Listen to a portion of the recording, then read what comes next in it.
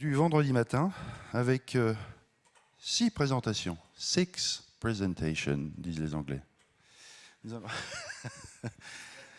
allons commencer par Arnold, qui nous vient de l'Université de Nantes, qui va nous présenter la conception interprofessionnelle et l'animation territoriale d'un écosystème de la reconnaissance par l'usage des Open Badges. Ensuite, Éric Rousselle de OBF Solutions et Antti vont venir présenter un nouveau format, portabilité différente des Open Badges. Ensuite, c'est Éric Duquenoy, voilà, qui présentera l'industrialisation ePortfolio. Henrik Kohler, aussi, qui est de Copenhagen Business School, qui viendra nous parler de Record, Watch, Coach and Recognize Screen Recordings and Feedback Sessions and Learning Recognition. Perrine, qui veut absolument parler de blockchains avec Pierre Boulet. Et nous terminerons par Dominique Allingeant, qui nous parlera de l'utilisation des badges en première année de Computer Science. Voilà. J'en ai déjà trop dit, donc je vais laisser la parole à Arnold, que je vous demande d'applaudir.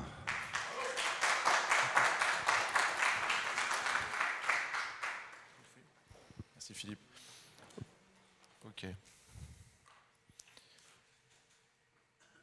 Bonjour à toutes et à tous, Arnold Magdelaine, je suis accompagné de Sylvie, Pires de Rocha et nous représentons le centre de développement pédagogique de l'Université de Nantes. En l'occurrence, la présentation qu'on vous fait ce matin fera écho également à l'atelier qui a été vécu hier. Donc il y en a pour qui ça va peut-être avoir encore plus de sens et pour d'autres ce sera une découverte. En l'occurrence, 3 mots-clés, conception, on pourrait même parler de co-design, je reviendrai dessus, animation territoriale et reconnaissance, c'est ce qui va animer la présentation pour laquelle j'ai 10 minutes avec vous pour pouvoir l'expliciter. Juste pour situer un petit peu le centre de développement pédagogique, parce que vous savez, en France, les universités françaises se sont dotées de structures d'appui à la pédagogie. Alors, pas toutes, il y a des services universitaires de pédagogie, il y a des missions en matière de pédagogie, et pour nous, il nous semble opportun, avant de vous évoquer le projet, de contextualiser notre positionnement dans l'organisation, tout simplement pour que ce soit un peu plus clair sur comment il se fait qu'on intervient à plusieurs niveaux de l'université en matière d'aide à la décision stratégique et en soutien pragmatique des différents collègues. Alors vous voyez, le centre de développement pédagogique ici, dans une logique d'ouverture et identifié en orange, nous sommes rattachés directement à la direction générale des services et rattachés également directement à l'équipe politique. Ce qui signifie que ma hiérarchie, c'est la direction générale, mais j'ai un lien direct avec la politique institutionnelle de l'établissement. C'est important pour nous de vous l'évoquer et de le partager, parce que le développement pédagogique aujourd'hui, c'est notamment 4 dimensions dans lesquelles on s'inspire des auteurs qui sont ici à l'écran. C'est à la fois en haut, à gauche en rouge, l'instructional development, c'est-à-dire un soutien à la consolidation, la scénarisation, la planification d'un cours auprès des équipes pédagogiques, auprès d'un enseignant. C'est en haut, à droite, en vert, le curriculum development, c'est-à-dire le soutien à l'intégration d'une nouvelle offre de formation dans une offre de formation globale existante. C'est en violet, en bas à gauche, de l'organizational development, c'est-à-dire un soutien pour l'institution afin de créer les conditions favorables aux 2 premiers, c'est-à-dire du soutien au développement pédagogique pour les enseignants, du soutien pour les équipes pédagogiques à se coordonner pour une nouvelle offre de formation. Et enfin, en bas à droite, on s'inscrit aussi dans une logique de développement professionnel continu, c'est-à-dire en quoi l'ensemble de ces activités contribuent finalement aux équipes pédagogiques, aux enseignants en tant que tels, à pouvoir continuer à réfléchir sur leurs propres pratiques et monter en compétences.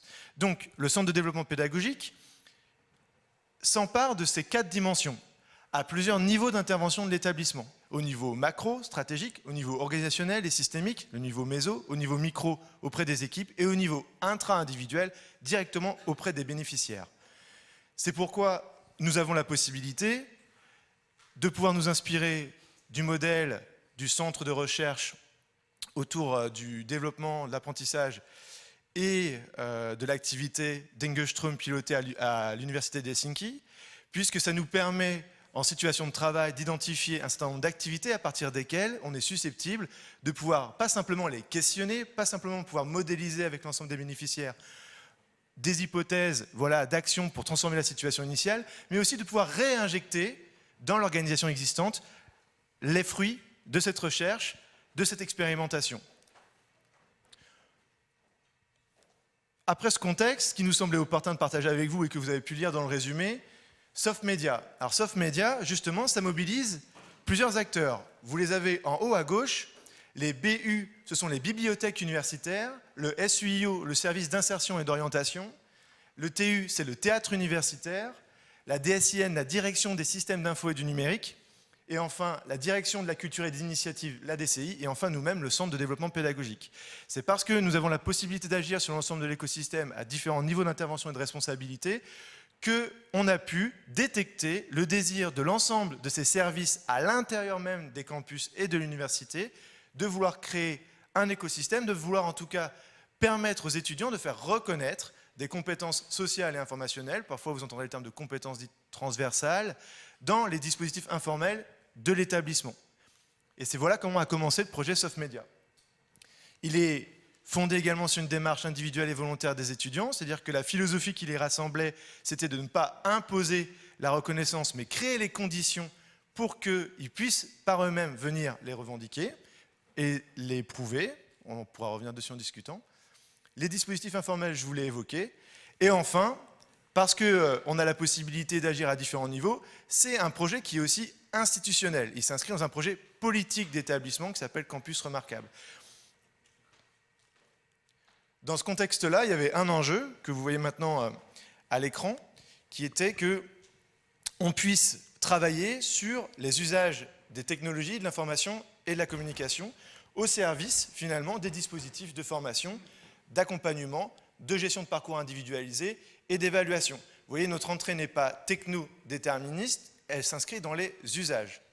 En l'occurrence, c'est ce qu'on a voulu faire pour ensuite, et on aura l'occasion d'en reparler dans la suite de la présentation, en quoi les open badges ont été une réponse technique et technologique à la mise en œuvre de cet enjeu.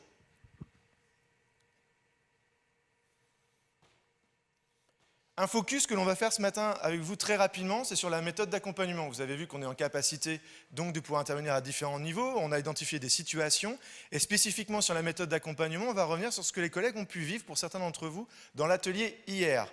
Spécifiquement, nous avons un parti pris, c'est-à-dire qu'on veut accompagner à la transformation des repères d'action et des normes par le participatif, par le contributif, qui est un modèle inspiré que vous voyez à l'écran donc de Kurt Lewin en 1947. Et spécifiquement ce qu'ont vécu les collègues hier, et ce que nous, d'abord, on focalise avec l'ensemble des bénéficiaires, c'est cette fameuse partie de décristallisation, cette partie de dégel.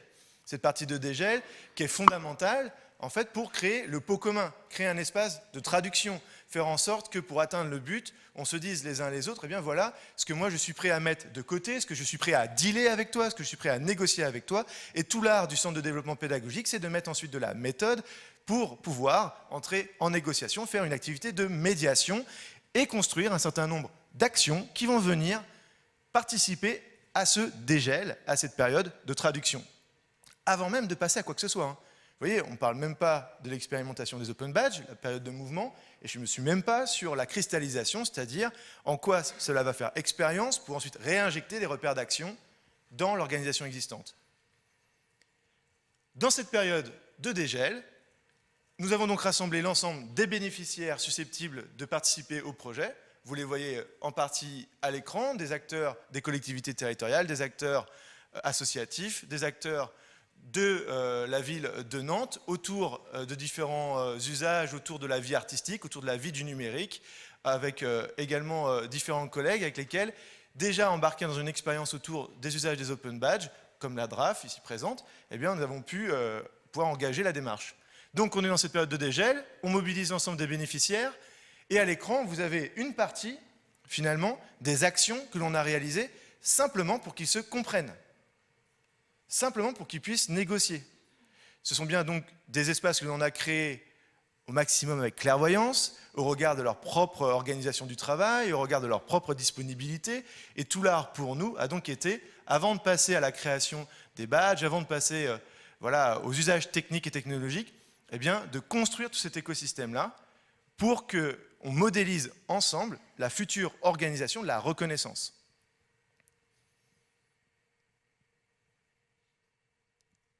En écho à ce qu'on a vu hier, un exemple que vous voyez à l'écran, c'est la visualisation des grandes étapes. Je ne vais pas m'éterniser dessus, c'est simplement pour vous montrer quelques objets intermédiaires qui ont été créés de façon à passer d'une étape à l'autre de traduction. Nous ne sommes toujours pas dans les usages des badges dans le système. Nous sommes toujours sur la création d'une organisation mentale partagée de la reconnaissance. Donc, c'est tous ces éléments-là à partir desquels, ensuite, on peut commencer à s'amuser. Les grandes étapes sont ici visualisées, co-construites avec l'ensemble des bénéficiaires. Un autre exemple, c'est la visualisation des intérêts réciproques, hier qui a été évoqué, tracé au sol durant la modélisation par les collègues qui ont vécu l'atelier, la possibilité d'ores et déjà que le deal, la négociation, s'engage publiquement, que finalement on soit susceptible de pouvoir aussi revenir sur ce type d'objet pour ne pas rediscuter la décision, mais pour continuer à avancer et s'assurer d'un continuum dans le développement. Nous sommes toujours dans la période de dégel, avant même de se mettre en mouvement. Aujourd'hui, et avant de passer peut-être à des questions de compréhension, le fait d'avoir pris le temps de créer cet espace de traduction, d'avoir mis l'ensemble des bénéficiaires, de l'inscrire aussi dans un projet institutionnel, d'engager d'ores et déjà l'ensemble des participants à réinjecter les fruits de l'expérience que l'on va vivre ensemble dans chacune des organisations, on est en capacité de pouvoir commencer à s'autoriser, à réfléchir sur la démarche qualité qui va venir objectiver l'ensemble finalement du système. Ça va aussi bien dans la logique de l'endossement, ça va aussi bien sur la logique des preuves, les critères, et toute cette objectivation est aujourd'hui mature, en tout cas au sein de l'équipe, pour pouvoir la discuter, pour pouvoir de nouveau la mettre en place, la réfléchir à un niveau certes local, pour ceux qui ont vécu l'atelier hier, donc voilà, dans l'entre-soi, mais aussi dans une logique d'ouverture et de territoire. Car le fait d'avoir été chercher l'ensemble des bénéficiaires, c'est aussi commencer à s'autoriser finalement, à réfléchir au-delà de l'entre-soi, au-delà des campus. C'était l'action initiale qui aujourd'hui peut commencer à se formaliser parce que en fait, les personnes ont accepté de s'engager aussi sur une animation en dehors des murs, une reconnaissance en dehors des murs, sachant qu'on est bien sur la possibilité que les étudiants puissent, en dehors des murs, encore une fois, être en capacité de faire remarquer et reconnaître leurs compétences à destination de l'ensemble des personnes qui ont participé au dispositif. Voilà pour moi. S'il y a des questions de compréhension, je suis à votre disposition soit maintenant, soit après, et je vous remercie.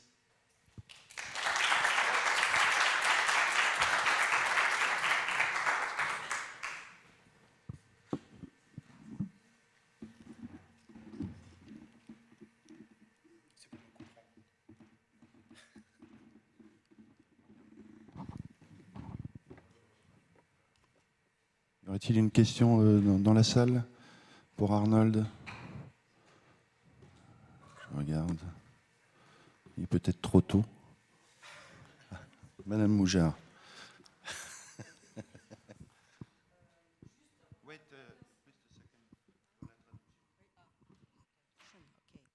On avait un certain nombre de partenaires. Comment vous réinterrogez le dispositif au fur et à mesure que de nouveaux partenaires arrivent ou vont arriver?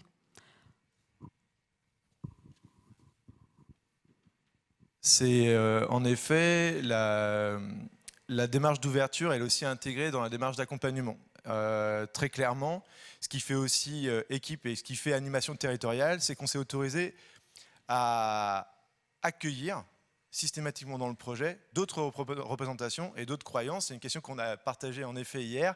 Comment est-ce qu'une personne externe peut de nouveau venir enrichir une démarche qui a commencé à être cristallisée avec d'autres? Alors il est clair que c'est aussi notre rôle en tant que médiateur systématiquement de pouvoir faciliter avec méthode, dès le départ, des négociations sur les entrées-sorties en fonction des contextes de chacun.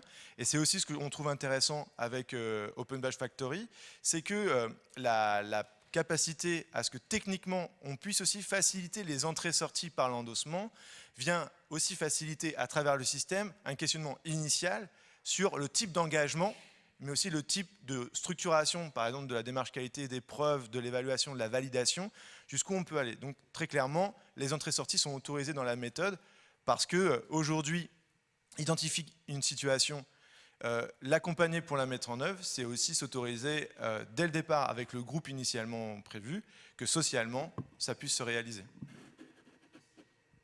C'est déjà négocié en fait dans la méthode d'accompagnement, en effet, dès le départ. Ça fait partie de la philosophie du projet. En cela, c'est on va dire une liberté positive sous contrainte. Donc, on a également inclus dans l'évaluation des boucles super courtes pour pouvoir réinterroger à la fois les dispositifs là qui sont questionnés, notamment, vous avez vu rapidement une petite matrice avec un référentiel et des situations derrière, parce qu'il y a d'autres situations qui vont être mis à disposition par d'autres acteurs au sein de l'université déjà, mais aussi d'autres tiers impliqués dans les situations. Donc on fait à chaque fois des boucles courtes pour pouvoir revenir. C'est pour ça que tous les temps, en fait, ce sont que des temps qui sont cumulatifs. En fait, c'est jamais fini parce que là, on est vraiment sur du vivant, quoi. Ouais, mais par contre, en fait, l'idée, c'est que nous, on puisse se retirer aussi. Donc chacun devient auteur, et ça c'est vraiment quelque chose qui est super important pour nous, c'est qu'on puisse disparaître. D'où le fait de pouvoir à chaque fois documenter, rendre complètement simple et disponible la possibilité de pouvoir rentrer dans le système. Donc il y a l'administration en aval, mais en amont il y a aussi toute la philosophie. Donc nous on doit pouvoir disparaître pour pouvoir... Pour compléter de nouveau la réponse, il y a des modèles qu'on ne vous met pas à l'écran parce que déjà d'une part c'est mes sujets de recherche et je ne vais pas vous bassiner avec ça ce matin. Mais en l'occurrence, on a quand même des modèles en matière de psychologie du travail et du développement sur des itérations courtes pour venir interroger l'activité existante, mais pas simplement, sur ce qu'on appelle aussi des invariants opératoires, c'est-à-dire finalement cognitivement des ressources qui nous guident au niveau de l'action, qu'on est susceptible aussi par l'intermédiaire des représentations et des croyances de venir questionner au service de l'enrichissement du projet. Donc c'est pour ça qu'on fait des boucles très courtes pour venir enrichir, mais on s'autorise aussi à faire des boucles plus longues pour que les personnes commencent à travailler sur leur propre posture, c'est-à-dire les représentations et les croyances, voilà, qui guident finalement leurs propres actions. Donc c'est évident qu'un projet comme celui-ci ne serait pas efficace si on n'avait pas une autorégulation réflexive, c'est-à-dire si on ne s'autorisait pas avec l'équipe déjà en place à rendre acceptable que l'expérience qu'ils vivent, il faut réfléchir dessus pour mettre en cohérence les actions futures et donner du but à ce qui va venir. Voilà. Merci Arnold et on t'applaudit.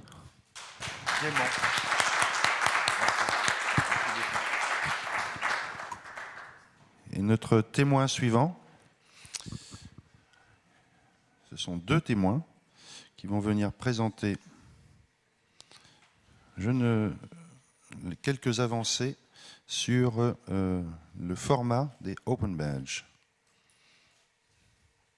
Attends, il faut que je mette une petite musique juste avant que vous arriviez. Voilà. Attendez, c'est la tradition. Voilà, dans 3 secondes. Voilà.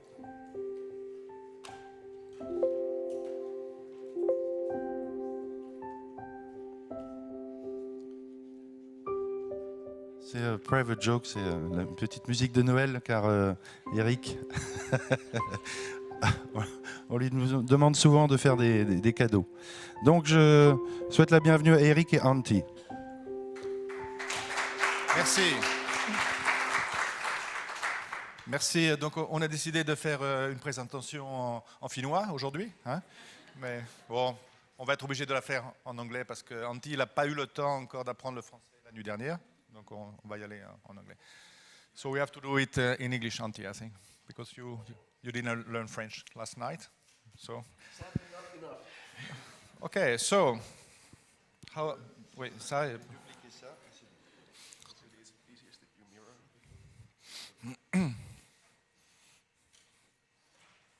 Okay, thank you very much. So we have something a bit risky because we present first the concept, the idea, and then we will make a demonstration. I can say it's une première in French, we would say. So you are the first in the world to see a new way to bake badges. Thank you. So you know we are from Open Badge Factory, and you know Open Badge Factory, we have two platforms, Open Badge Factory for creating, issuing badges, and the passport, which is a social platform. So we are very much listening to our customers, and we have often some tricky questions. Our customers say, Éric, yes, badges are portable. It should be portable because of the standard, but they are not really portable because we need a backpack for displaying badges. And for many customers, it's a big problem. They would have to have this kind of badge that just can get the badge and put it somewhere. And the other thing is that they want badges at the same time that you can enrich, that you can add evidence, and you can add additional information on badges as I would say learning paths. But at the same time, they say, okay, we would like to have the same badge, but also as a sign badge, which is forgery proof that you can't change. So it's a bit difficult from a technical point of view. So we started to think about solutions, and we were a bit, it was interesting to think about why PNG and SVG for badges. Is it a good format anyway? And so we questioned that, and we just thought about something like PDF, portable document format, and which is truly portable. And the question was, why not using PDF? So we developed what we call here a process where we don't oppose, there is no opposition between the host badge that you can enrich, that this pathway badge, this learning badge, and the sign badge. We tried to integrate this concept in what we call the Janus badge, which is a two-faced god, you know, so a badge with two faces. So what is important there, the metadata is important.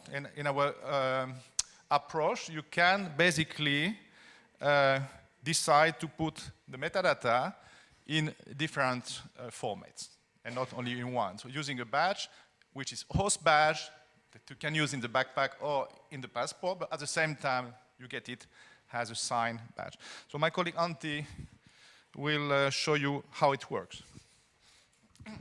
Thank you, Éric. So,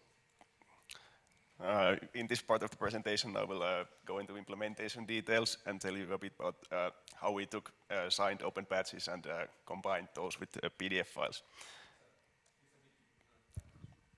So, why PDF? It turns out that if you want to create truly portable badges that can be easily shared, PDF has many good qualities for that. First of all, it's very easy to get new users on board because everyone understands PDFs. I can send it to you, and you immediately know what to do with it. And also, PDFs is an open standard, and it supports metadata and signatures, which we can use to embed the badge metadata inside the file itself. And there are two metadata formats, and more useful for us is the XML-based extensible metadata platform, which looks a bit like chucrut.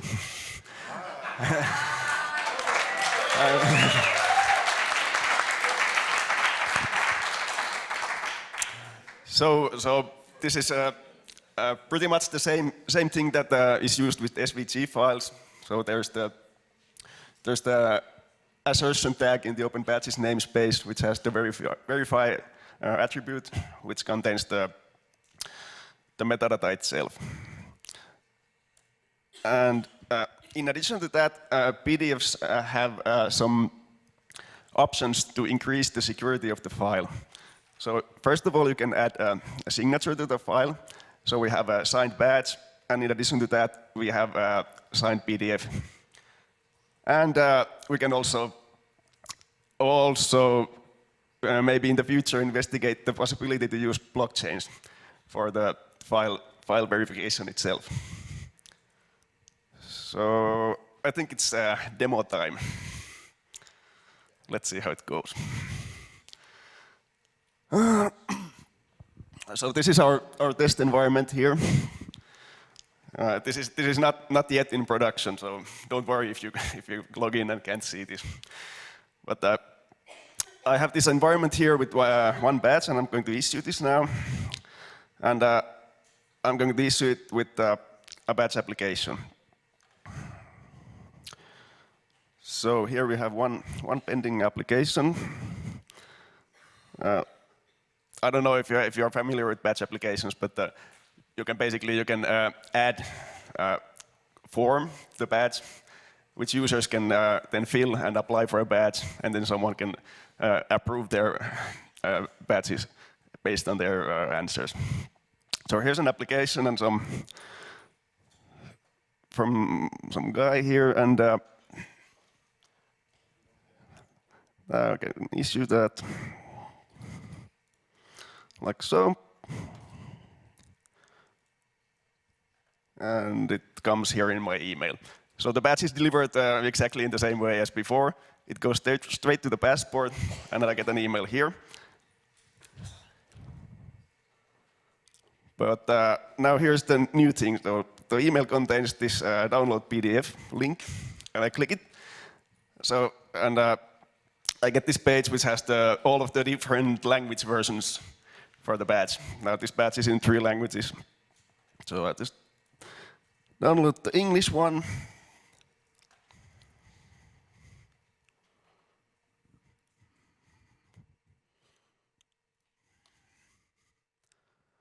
Which is here. And actually, let's open that in the Adobe Reader.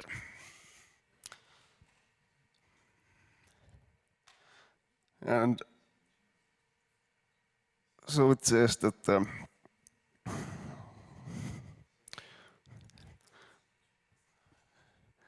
there's a badge that has been issued to me, and it has all the criteria, issue info, and everything basically. It has 3 alignments which point to ESCO. And here is the application answers that I inputted into the form before, and it has a couple of endorsements. So it has one issuer endorsement and two badge endorsements by partners in the OBF. And also, this one here says that, I believe that this one here says that the PDF file contains signatures, and the signatures are valid.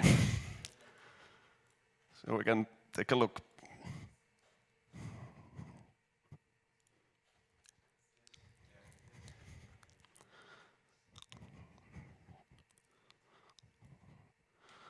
And I suppose it says here something like the file contents have not been changed, and whoever signed this file is trusted.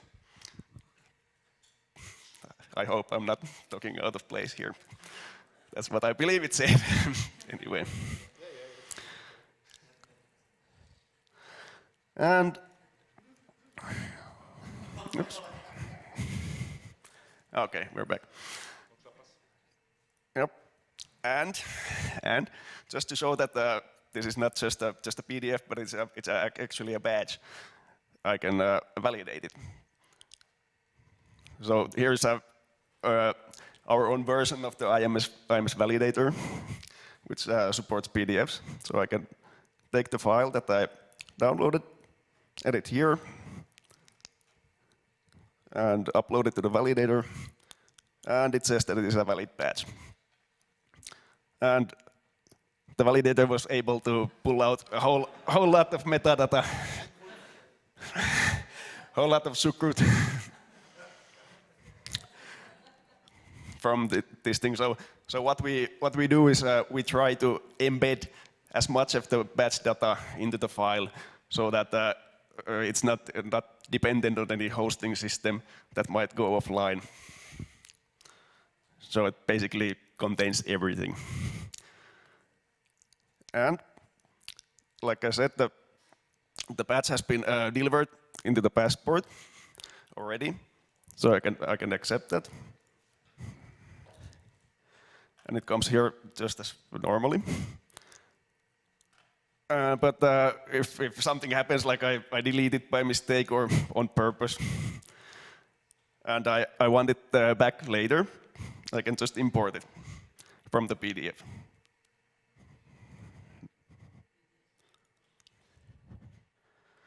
Yep, so it says that it's uploaded, and it comes back.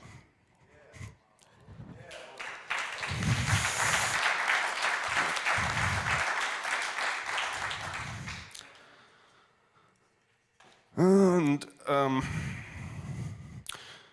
so then what I still wanted to show you, I don't know how we are doing on time, but one interesting thing about this is that because the PDF file itself is frozen in time, so it's a snapshot of the badge as it was issued, but later you still want to extend on the badge and enrich it, so you can use it in the passport. You can add evidence, get endorsements, and later, when you want a new PDF, you can reach out to the original issuer and ask that if they can sign the file again. So you can get the new PDF, which contains all of the evidence and stuff that you have put in the badge. So that way, we can have this full badge life cycle. That's like Eric said, it's like a Janus badge. It works both ways. So, thank you.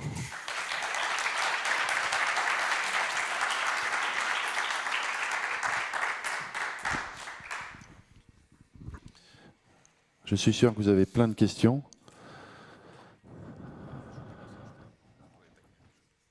Don? So this is really exciting to see a standalone badge, something that doesn't have to work online. First of all, a technical question. When you've uploaded the badge, when the badge is hosted, is it a PDF then? As it's hosted? Yeah, it's hosted as well. So a hosted PDF. So when you download it, you're just downloading that same PDF? From the passport. From the passport? Yeah. Yes, currently if you download it from the passport, it will be the hosted version, but we are thinking about adding the same batch PDF functionalities to the passport as well. Okay. And so this feature that you can request new signatures, it's not there yet either, but there would be a button on the passport, and you just click that, and then it sends a message to the issuer that, okay, this user would like to have this badge signed again. Oh, signed again, but I just mean download it as a PDF again also, yeah?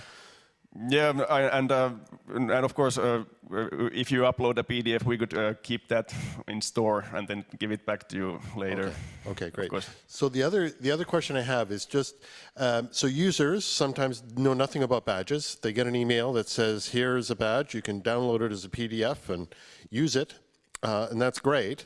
And maybe they just do that, but what if they later think, oh, maybe I should have hosted that badge? Is it basically then it's up to them to set up an account and upload the badge and go through that, right? So in other words, it's the workflow they have to pick up again and do. When you issue a badge, it's actually issued both ways. So there is the same workflow that you would use currently, but there's just a PDF link in addition to that.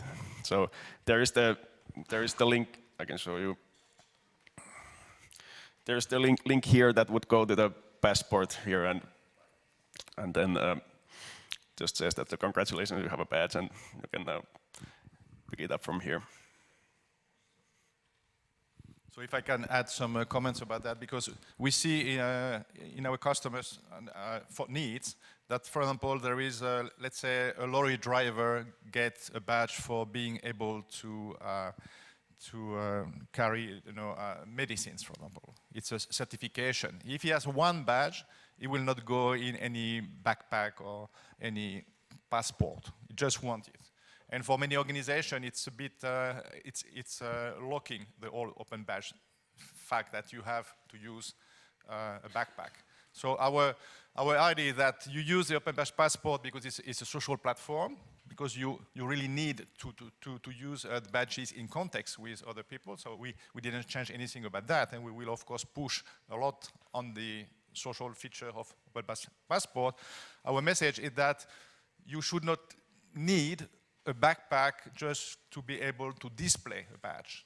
It's a mistake a bit in the development of the old standard, because PNG pictures are not really easy to share by themselves. And with PDF, it's something that you can easily share. Okay. Thank you. Okay, one last question.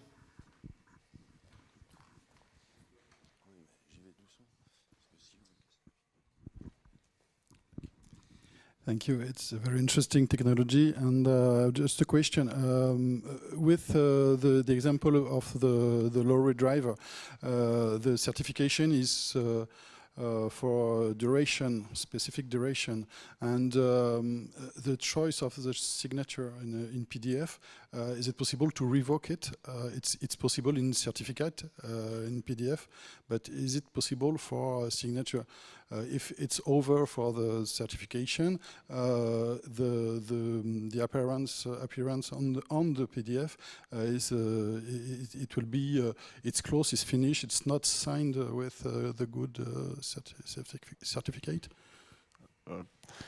Yes, it is possible to revoke badges. So first of all, you can add an expiration date, which shows that okay, this badge is valid only up until this date, and also signed badges support what are called revocation lists.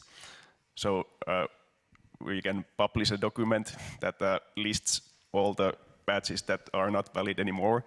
And then when you validate the badge with the validator, then the validator checks the revocation list. If that badge is there, then it's not valid anymore. Just to say that this feature will be in Open Badge Factory in, I would say, December 25. No. Let's say November. We don't know yet exactly when, but at the end of November, beginning of December, it depends. It's already working, but we have to work on the look and feel. Yeah, some technical details still to work out, but it's coming before Christmas. Very little, because there are still a lot of presentations. So what's needed with the standard to accept this? So you were talking about the validator. So what's required? So, well, Nate is not here, but he can expect a pull request on the bakery, actually. It's a fairly simple thing, basically 3 lines of Python, and you can get the metadata out of the PDF. And we use the same format that is used in the SVG files, because that is also XML based. So when you get that data from inside the PDF, then you can use it same as SVGs. So it shouldn't be a problem. Merci, on peut applaudir Antti et Éric. Antti, you want to delete your account?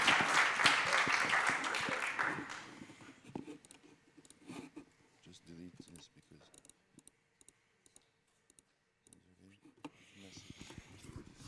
Je vais appeler donc Éric Duquenoy maintenant de l'Université du Littoral, qui va nous présenter l'industrialisation de l'ePortfolio. Alors, Éric, votre... D'accord. Sur le bureau.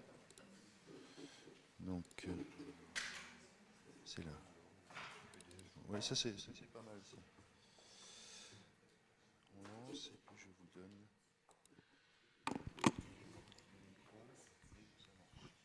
Merci. Bonjour, donc je me présente, je m'appelle Éric Duquenoy, je suis maître de conférence à l'Université du Littoral. et chargé de mission campus numérique dans cette université. Et je suis responsable d'un projet d'industrialisation de portfolio construit autour de la plateforme Karuta, que je vais donc commencer par présenter. Alors la plateforme Karuta, c'est une plateforme qui a été développée par des établissements québécois dans le but de s'immerger dans l'approche par compétences et du coup l'approche portfolio également. C'est un projet open source qui est disponible sur GitHub, donc chacun peut contribuer et le code est transparent et pas dépendant d'une société. Alors c'est un système qui se veut simple et flexible. Ça permet d'organiser des ressources, tout type de ressources. Bon, ça c'est assez classique, mais également d'ajouter des commentaires, des critères de correction, des choses comme ça. Et puis également des processus avec des acteurs qui ne sont pas prédéfinis, c'est-à-dire qu'on peut vraiment les formater aux usages dont on a besoin. Et donc voilà, c'est un outil qui est extrêmement souple à ce niveau-là, mais pas que. Le processus de fabrication, c'est d'abord créer un modèle de portfolio, le tester avec les outils du concepteur, donc sous forme de prototype, et puis ensuite d'instancier. Ça c'est un processus assez particulier qui s'apparente un peu à des photocopies du modèle, et ensuite chaque photocopie en quelque sorte aura sa vie propre. Ça sera le portfolio d'un étudiant qu'il pourra enrichir au cours de sa formation. Alors c'est une structure arborescente qui se base sur un schéma XML en fait, donc avec deux types d'éléments, des éléments organisationnels, il y en a 3 sortes, et puis des éléments ressources. Et pour chaque élément, en fait, on va pouvoir définir ce qu'on appelle des tags sémantiques ou des balises sémantiques. C'est l'élément le plus important qui vont permettre ensuite d'aller rechercher de l'information dans le portfolio, à n'importe quel endroit de ce portfolio. Associé également à chaque élément, on va associer des actions et des rôles. C'est là où on va vraiment créer nos rôles, étudiants, tuteurs, etc. Enfin, tout ce dont on a besoin, et leur donner des possibilités d'action, modifier un élément, soumettre à son tuteur, par exemple, soit un élément, soit toute une branche du portfolio. Montrer ou cacher, c'est-à-dire que l'étudiant il pourra avoir des zones qu'il ne souhaite pas montrer à son tuteur. Voilà, toutes sortes de choses. Et puis également, bon, l'aspect graphique, donc le choix de l'habillage. Là aussi, ça peut se faire au niveau de chaque élément. Et puis l'édition sur la page, c'est-à-dire soit une édition interactive, soit sous forme de formulaire. Alors le processus d'instanciation, il part d'un modèle, ou plusieurs modèles d'ailleurs, qu'on peut associer ensemble, un script de traitement, un genre de petit programme, et puis des données donc, qui seront contenues dans un fichier tableur. Donc c'est par exemple la liste des étudiants, leur nom, leurs identifiants, leur mot de passe, le tuteur ou l'enseignant qui leur est associé, etc. Et on va mouliner tout ça pour obtenir les fameuses instances, donc les photocopies du portfolio. Alors, qui se cache derrière Karuta? C'est à la suite de ces établissements québécois, c'est constitué sur le Québec qu'on appelle une coopérative de solidarité, c'est un genre de petite société qui s'appelle ePortfolium et qui s'occupe actuellement du développement du code informatique, de la production de documents, éventuellement de formation et évidemment de la création de portfolios. Et puis qui maintenant anime également une communauté internationale. Alors, pour concevoir des portfolios, il faut des concepteurs ou des designers. Donc, on a créé là, côté français, une communauté qu'on héberge sur la plateforme OAE, que vous connaissez peut-être et qui est diffusée par ISUP. Il y a une 60aine de membres et ça permet d'échanger sur la création de portfolios, les remontées de bugs, etc. On a également mis en place un site web, donc ça c'est mon collègue Éric Giraudin de l'Université Antti qui a mis ça en place. Donc s'il y a une adresse à retenir, c'est celle-là, karuta-france-portfolio.fr, et à partir de là, vous aurez tous les autres liens disponibles. Alors, ce que permet Karuta, donc quelques exemples, 3 ou 4 exemples ici. Un premier exemple ici sur un portfolio d'étudiants. Alors tout ce que vous voyez à l'écran ici, c'est conçu avec Karuta. Il n'y a rien de prédéfini, c'est-à-dire qu'au départ, quand on est concepteur, la première fois, on a une page vide, donc il faut concevoir son portfolio ou en importer et modifier des portfolios, des modèles existants. Et donc ce que vous voyez là, c'est entièrement conçu de A à Z sous Karuta. Et donc là, par exemple, c'est un portfolio d'évaluation, d'auto-évaluation de l'étudiant. Ici, on a des tableaux de synthèse, c'est-à-dire qu'on va pouvoir proposer soit à l'étudiant, soit au tuteur ou à l'enseignant, des tableaux de synthèse qui peuvent être ou non interactifs d'ailleurs. Celui-là, visiblement, enfin on ne peut pas dire en fait, il peut être tout à fait interactif, c'est-à-dire qu'on peut venir, plutôt que d'aller dans les rubriques, bien modifier les éléments directement en cliquant dessus. Une autre forme ici de tableau de synthèse avec l'auto-évaluation de l'étudiant et puis l'évaluation de l'enseignant qui s'affiche à côté et qui peut être également interactive directement. Autre manière d'afficher les choses, c'est les diagrammes radar qui ont été intégrés, il y a une ou deux versions dans Karuta. Et puis des tableaux de bord, donc là plutôt pour l'évaluation de cohorte, donc là ça s'adresse aux équipes enseignantes. On va avoir à gauche, ils ont été floutés, les noms des étudiants et ensuite alors des capacités, des compétences, tout ce qu'on veut bien sûr sur les colonnes, et on va pouvoir avoir une synthèse comme ça des éléments. Là aussi ces tableaux-là, on peut les rendre interactifs, c'est-à-dire faire l'évaluation directement dans le tableau. Donc pour des grosses cohortes, on voit évidemment le temps gagné plutôt que d'aller consulter portfolio par portfolio. Alors, qu'est-ce qu'il faut pour développer un projet Karuta ? Il faut un serveur web, il faut un administrateur, et puis surtout des équipes de conception. Ce qui m'amène maintenant au projet d'industrialisation, qui est un projet qui a été initié par ESUP et par le ministère, pour essayer de soutenir un peu les équipes qui se lançaient dans la conception de portfolio avec Karuta. Donc c'est un projet sur initiative du ministère. On a donc ESUP qui est au cœur de ça, et ensuite donc quelques universités, dont la mienne.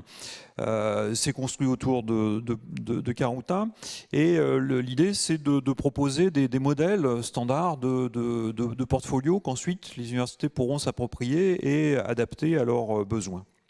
Donc on a divisé le projet en 6 étapes.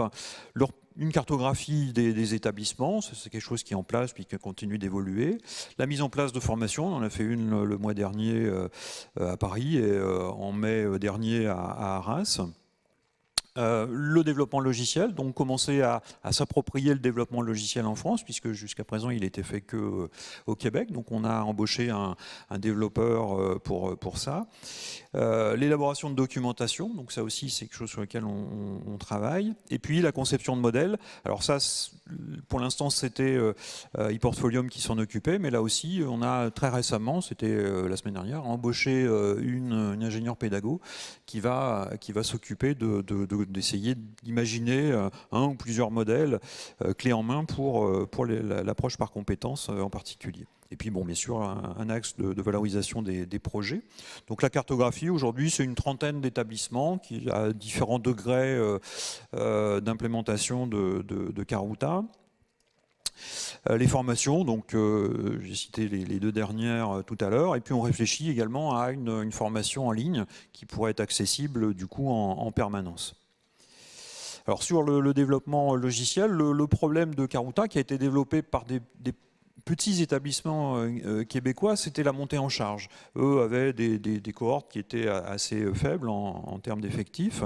Maintenant, on a des universités, comme l'université de Lille qui comporte énormément d'étudiants, donc on arrive à des 10 000, des 20 000 étudiants. Et donc le problème de montée en charge est crucial, et donc c'est pour ça qu'on a embauché un développeur qui va plus travailler sur cet aspect-là, parce qu'il y a eu évidemment des remontées de bugs et de problèmes. Autre aspect, c'est l'aspect plutôt là concepteur, donc l'aspect frontal, de guider le concepteur dans ses usages. Pour l'instant, c'était un outil qui avait un côté un petit peu artisanal, et donc l'idée, c'est de passer à l'échelle un peu supérieure, quelque chose de beaucoup plus convivial et pratique à utiliser. Alors, on a d'autres projets, évidemment, hein, le lien avec les open badges qui pourraient se faire. Il y a des besoins également en learning analytics, c'est-à-dire faire remonter des données d'usage. Et puis également des choses plus pratiques comme la notification lorsque un tuteur, par exemple, un étudiant lui soumet son portfolio, d'être directement notifié, des choses vraiment d'ordre extrêmement pratique. L'élaboration de documentation, donc ça, il y a 3 liens que je vous mets ici, mais vous retrouverez à partir du lien du site Karuta France. Hein, donc un manuel de référence qui est édité par le développeur principal du projet, et puis ensuite 2 guides, l'un composé essentiellement de tutoriels, de prise en main, et un guide un petit peu plus avancé qui est encore en cours de rédaction. Et puis il y a en projet un livret d'accompagnement à l'approche par compétences et à l'élaboration de portfolios. Sur l'élaboration de portfolio, hein, justement, donc, il y a des modèles qui sont déjà déposés sur le GitHub du projet, donc on peut télécharger et très facilement déployer sur sa plateforme Karuta, dont un modèle qui s'appelle Formation tout au long de la vie, qui a été exploité par exemple par l'Université de Nice dans une approche par compétences, et un modèle un petit peu plus basique qui s'appelle Clé en main. Alors, autre exemple d'utilisation de Karuta, là c'est un exemple qu'on a élaboré avec l'Université de Nice très récemment. Il est encore en cours d'élaboration, il y a encore des choses à améliorer, mais en partant d'une approche par compétences. Donc ça c'est un extrait de la maquette d'une licence d'électronique de l'Université de Nice. Donc avec en haut la compétence divisée en niveaux de développement, chaque niveau de développement étant lui-même divisé en apprentissage critique. Et ensuite on a la relation avec les différents domaines de ressources, les domaines d'enseignement en fait. Et donc l'idée c'était de créer un outil qui permette d'aider les équipes pédagogiques à élaborer leur maquette en approche par compétences. Donc on a subdivisé ça, on a créé, ça c'est Éric Giraudin qui a fait ce travail d'arborescence, et ensuite ePortfolium a proposé un premier outil ici de saisie pour les équipes, et donc les équipes peuvent travailler de manière collaborative à l'élaboration des maquettes. Et ils vont retrouver donc les différents champs, compétences, domaines de ressources, etc., etc. Et donc ça donne ceci à la fin, qui s'approche graphiquement de la maquette proposée. Il y a encore un petit peu de travail à faire dessus, mais c'est encore en cours de développement. Mais bon, graphiquement, on a quelque chose qui s'adapte bien, puisque dans Karuta, on peut très bien travailler aussi sur l'aspect graphique. Et donc la maquette, elle est imprimable directement à partir de Karuta. Voilà, donc sur l'élaboration de portfolio, outre ce modèle-là, on a recruté un ingénieur pédago à l'université de Toulon, mais dans le cadre du projet, et dont les 2 missions principales vont être de créer de nouveaux modèles réutilisables ou des bibliothèques de modèles également. Karuta est capable d'utiliser ce style d'outils. Et également l'accompagnement des universités dans la mise en place de leur portfolio. Dernière étape, hein, dernière action, pardon, c'est la valorisation des projets. On essaye d'être présent un peu partout et puis de parler un peu de Karuta. Donc n'hésitez pas à nous contacter. Et si vous voulez nous contacter, voilà quelques mails. Voilà, je vous remercie de votre attention. Si vous avez des questions.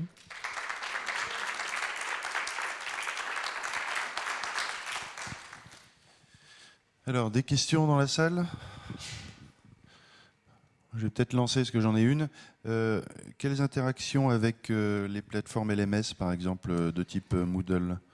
Alors actuellement, la seule interaction, c'est donc il y a une compatibilité avec le protocole LTI, mais uniquement pour l'identification en fait. Donc la personne s'identifie sur le LMS et ensuite du coup elle peut aller directement sur Karuta sans s'identifier à nouveau, quoi.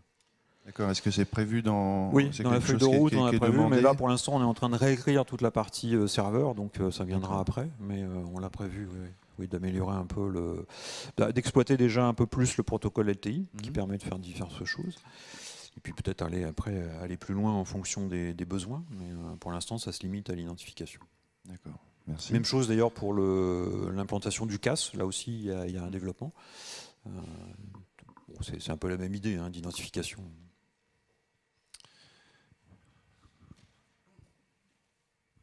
Merci.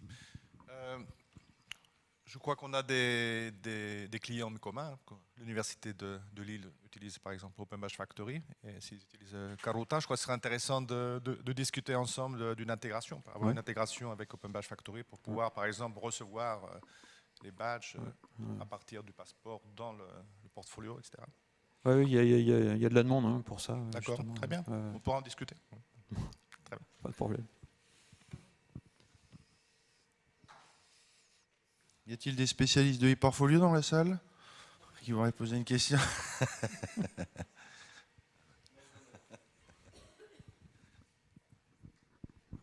Oui, bonjour Perrine de l'Université de Lille. Vous avez évoqué l'Université de Lille pour Karuta, il y a des gens qui le pratiquent? L'ESP, oui. L'ESP. Ouais. Oui, on a commencé à travailler avec eux. Oui. Parce qu'en fait, ça, c'est une demande générale de toutes les SP, en fait. Donc, ils recherchent un modèle qui pourrait convenir à toutes les SP. Donc, on a commencé à travailler avec Lille. Il y a Marseille aussi qui s'y intéresse. Merci. Ah. Merci. Bonjour. Est-ce que dans Karuta, vous avez prévu des possibilités d'export des données des étudiants une fois qu'ils sont terminés? Oui. Alors, d'abord, on peut exporter le portfolio complet et le réimporter dans un autre Karuta. Ça pose aucun problème. Ouais. Ça marche très bien. Et ça existait dès les premières versions. Et après, il y a des formats d'export plus classiques vers du PDF, par exemple, ou du HTML. C'est quel format d'exportation et d'importation? Alors, il n'est pas standardisé, c'est au format Karuta, pour le portfolio, hein, pour le portfolio dans son ensemble, ou en partie d'ailleurs, on peut aussi exporter une branche du portfolio, mais comme c'est un outil de développement, hein, avant tout, Karuta, c'est forcément dans son propre format, puisque les arbres, ils sont créés comment dire, par les concepteurs, donc il n'y a pas de standardisation. Est-ce que vous prévoyez d'utiliser des formats d'export standards comme LIP2A par exemple, qui est le format d'import-export des portfolios? Ça n'a pas été demandé dans la communauté pour l'instant, mais bon, a priori, si c'est du XML également, je ne pense pas que ça pose de problème. Merci beaucoup, Éric, qu'on peut applaudir.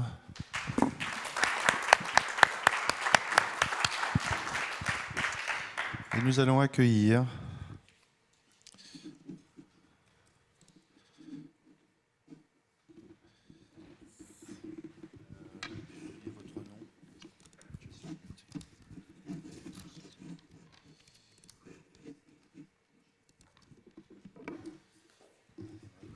Henrik Kohler, sorry, I forgot your name.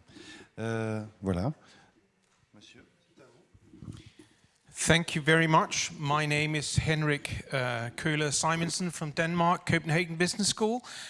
My presentation is a bit awkward in relation to some of the presentations that I've witnessed yesterday and today, because I may have misunderstood the term open recognition. My presentation is focusing on the student and how we recognize students. But my presentation is called Record, Watch, Coach and Recognize. And what I've done is I've used screen recordings and feedback sessions to offer students concrete learning recognition. So here we go. It's a fact that students really need more recognition from their students. This is from, as far as I remember, the Daily Telegraph or something like that. And the article is about dissatisfied students wanting more contact time with teaching staff.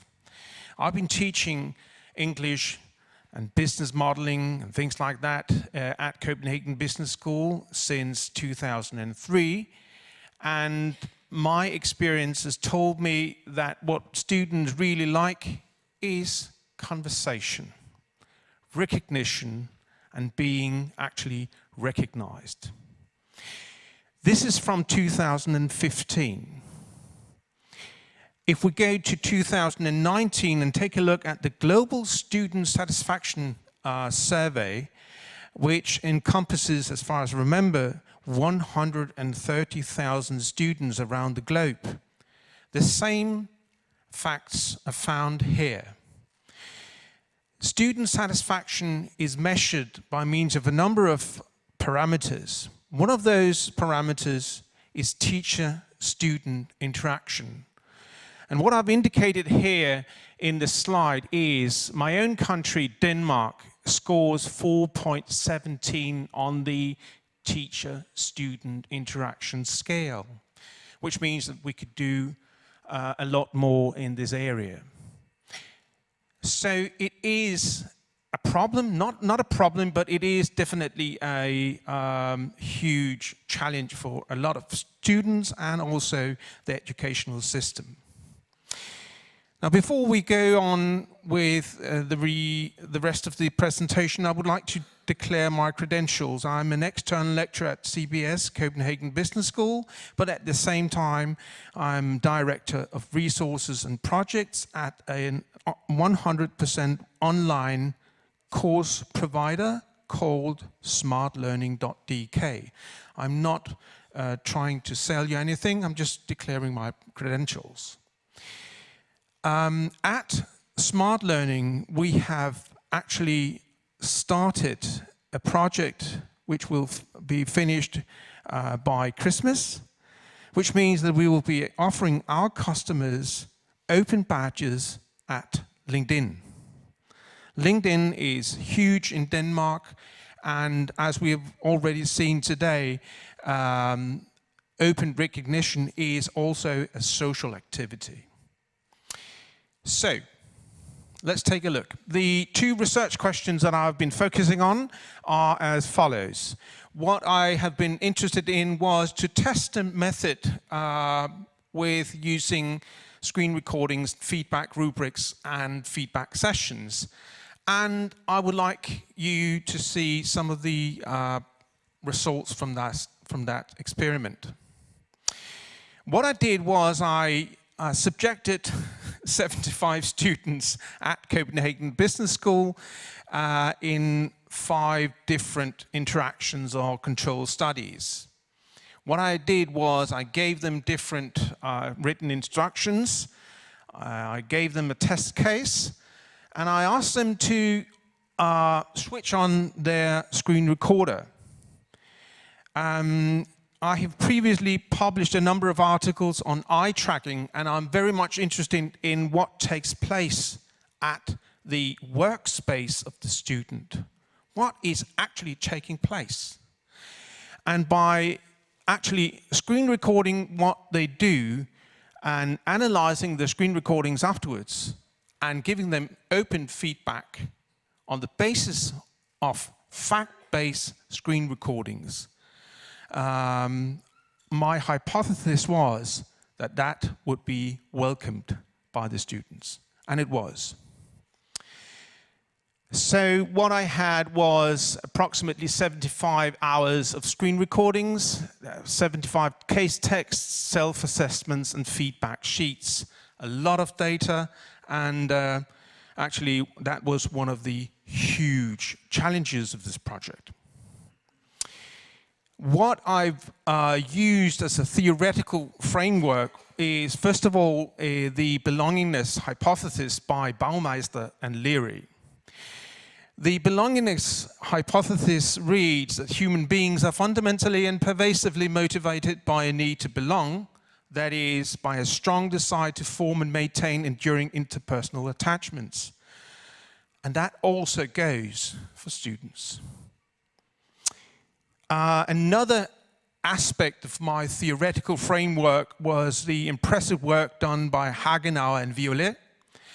And Hagenauer and Violet came up with a model for teacher-student relationship.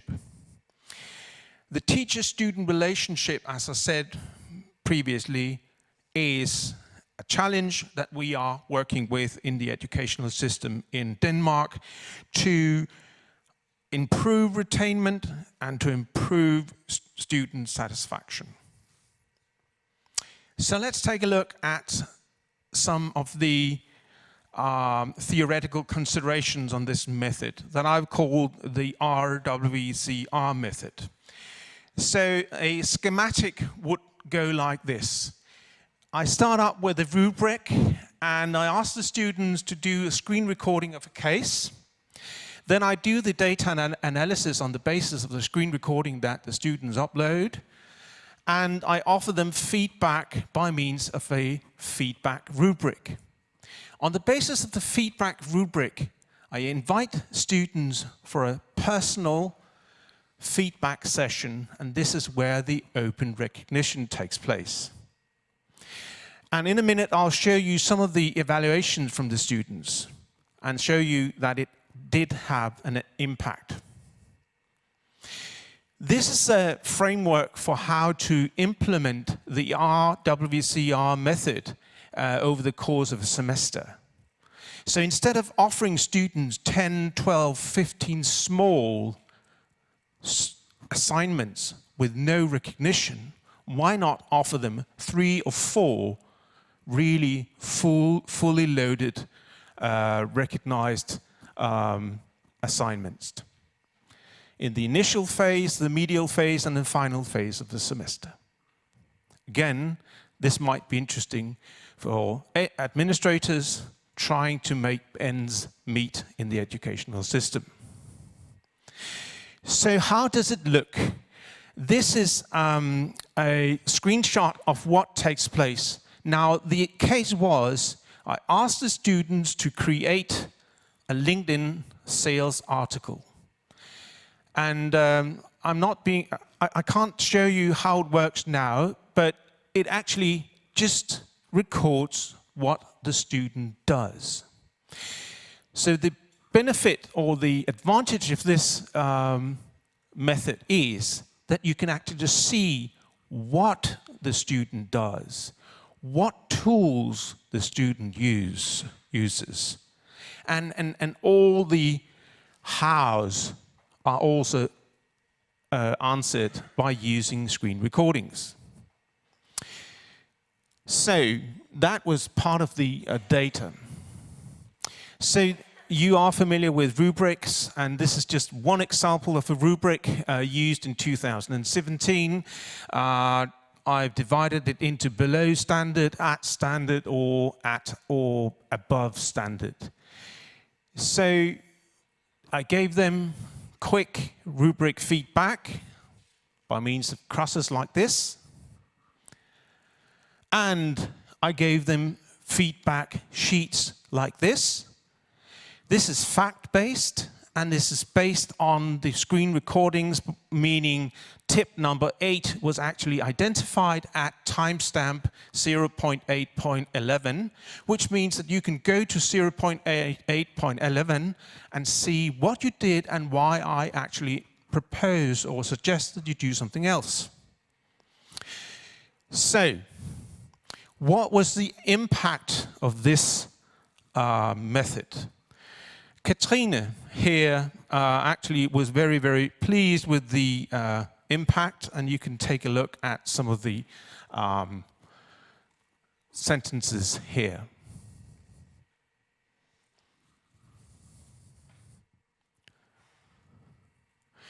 Another type of evaluation was offered by Marianne,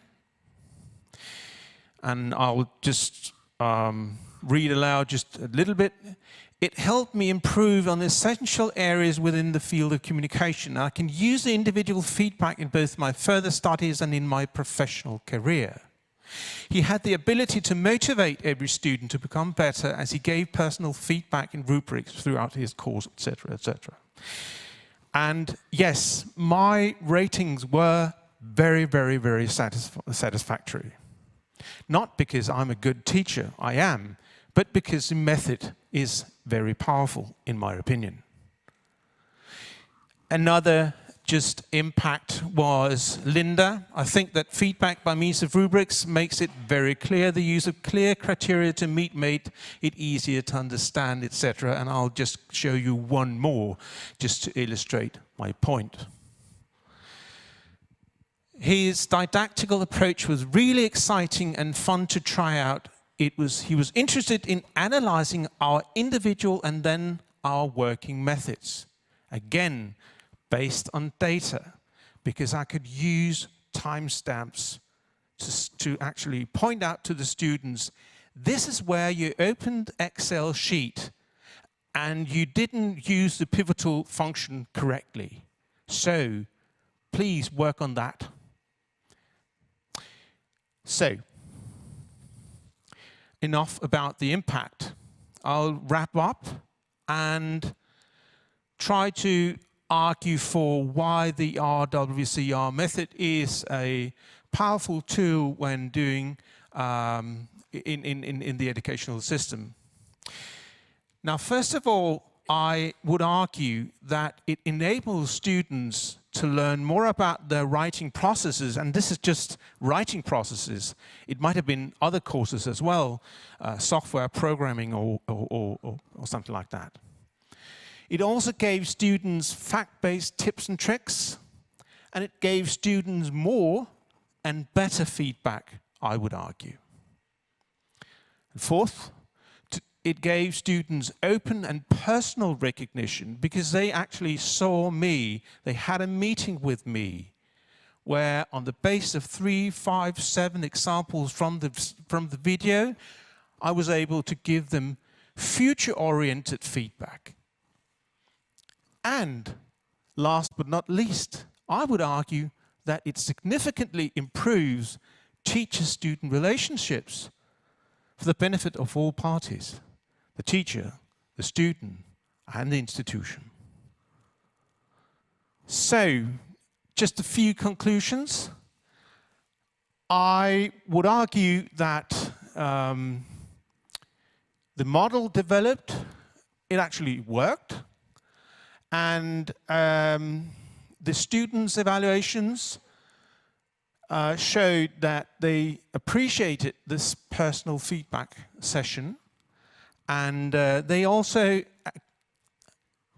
liked the fact that it was based on fact-based feedback by means of timestamps in the videos.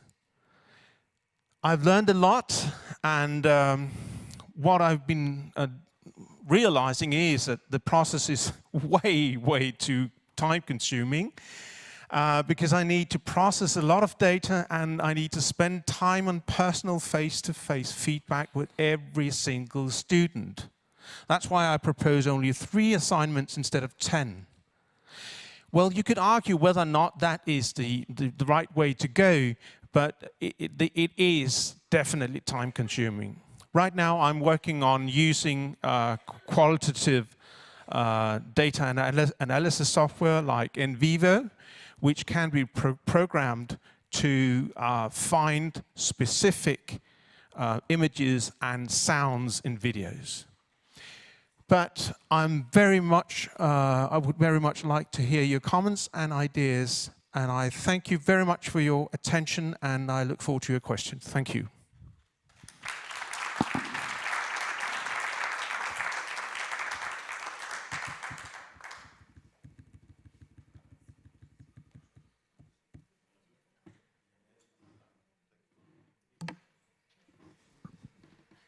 Yes.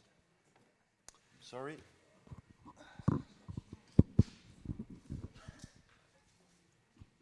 Hello, thank you for your presentation.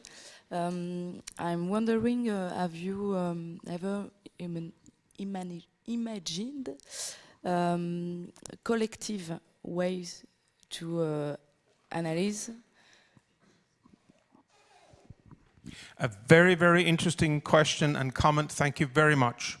You are, of course, right, because rubrics are used in feedback, in peer-to-peer feedback sessions. And it was not clear from my presentation, but parts of that is actually also what I do. I ask questions. I ask students A and B to offer feedback to each other. And then they can learn from their colleague, but later on they can work or they can learn from me and my feedback. Thank you. I should have said that. Yes? Is there a collective analysis of all the data produced? That was one of the limitations of the study.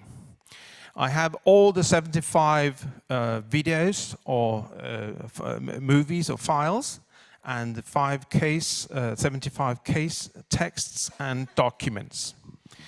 And I have not been able to do a comprehensive analysis of the 75 files so far. But as I said, next week I'll try to use NVivo, which is a qualitative data and an analysis software where you can load all files and do global searches for example, specific words or sentences. Yeah. So that's actually a great segue to my question, which is, have you considered uses of machine learning or other aspects of AI to do this, and maybe even to provide the feedbacks to students and maybe even fool the students that you might be a human being? Thank you very much, sir. At Smart Learning, I'm running 9-10 different research projects, and 3 of them are within artificial intelligence in learning and teaching. And of course, yes, you're right. All these files should be fed to a machine learning bot or something like that, and I would probably in a few years' time be able to offer chatbot-based feedback. You're right. Yeah. Thank you. Thank you. Merci beaucoup.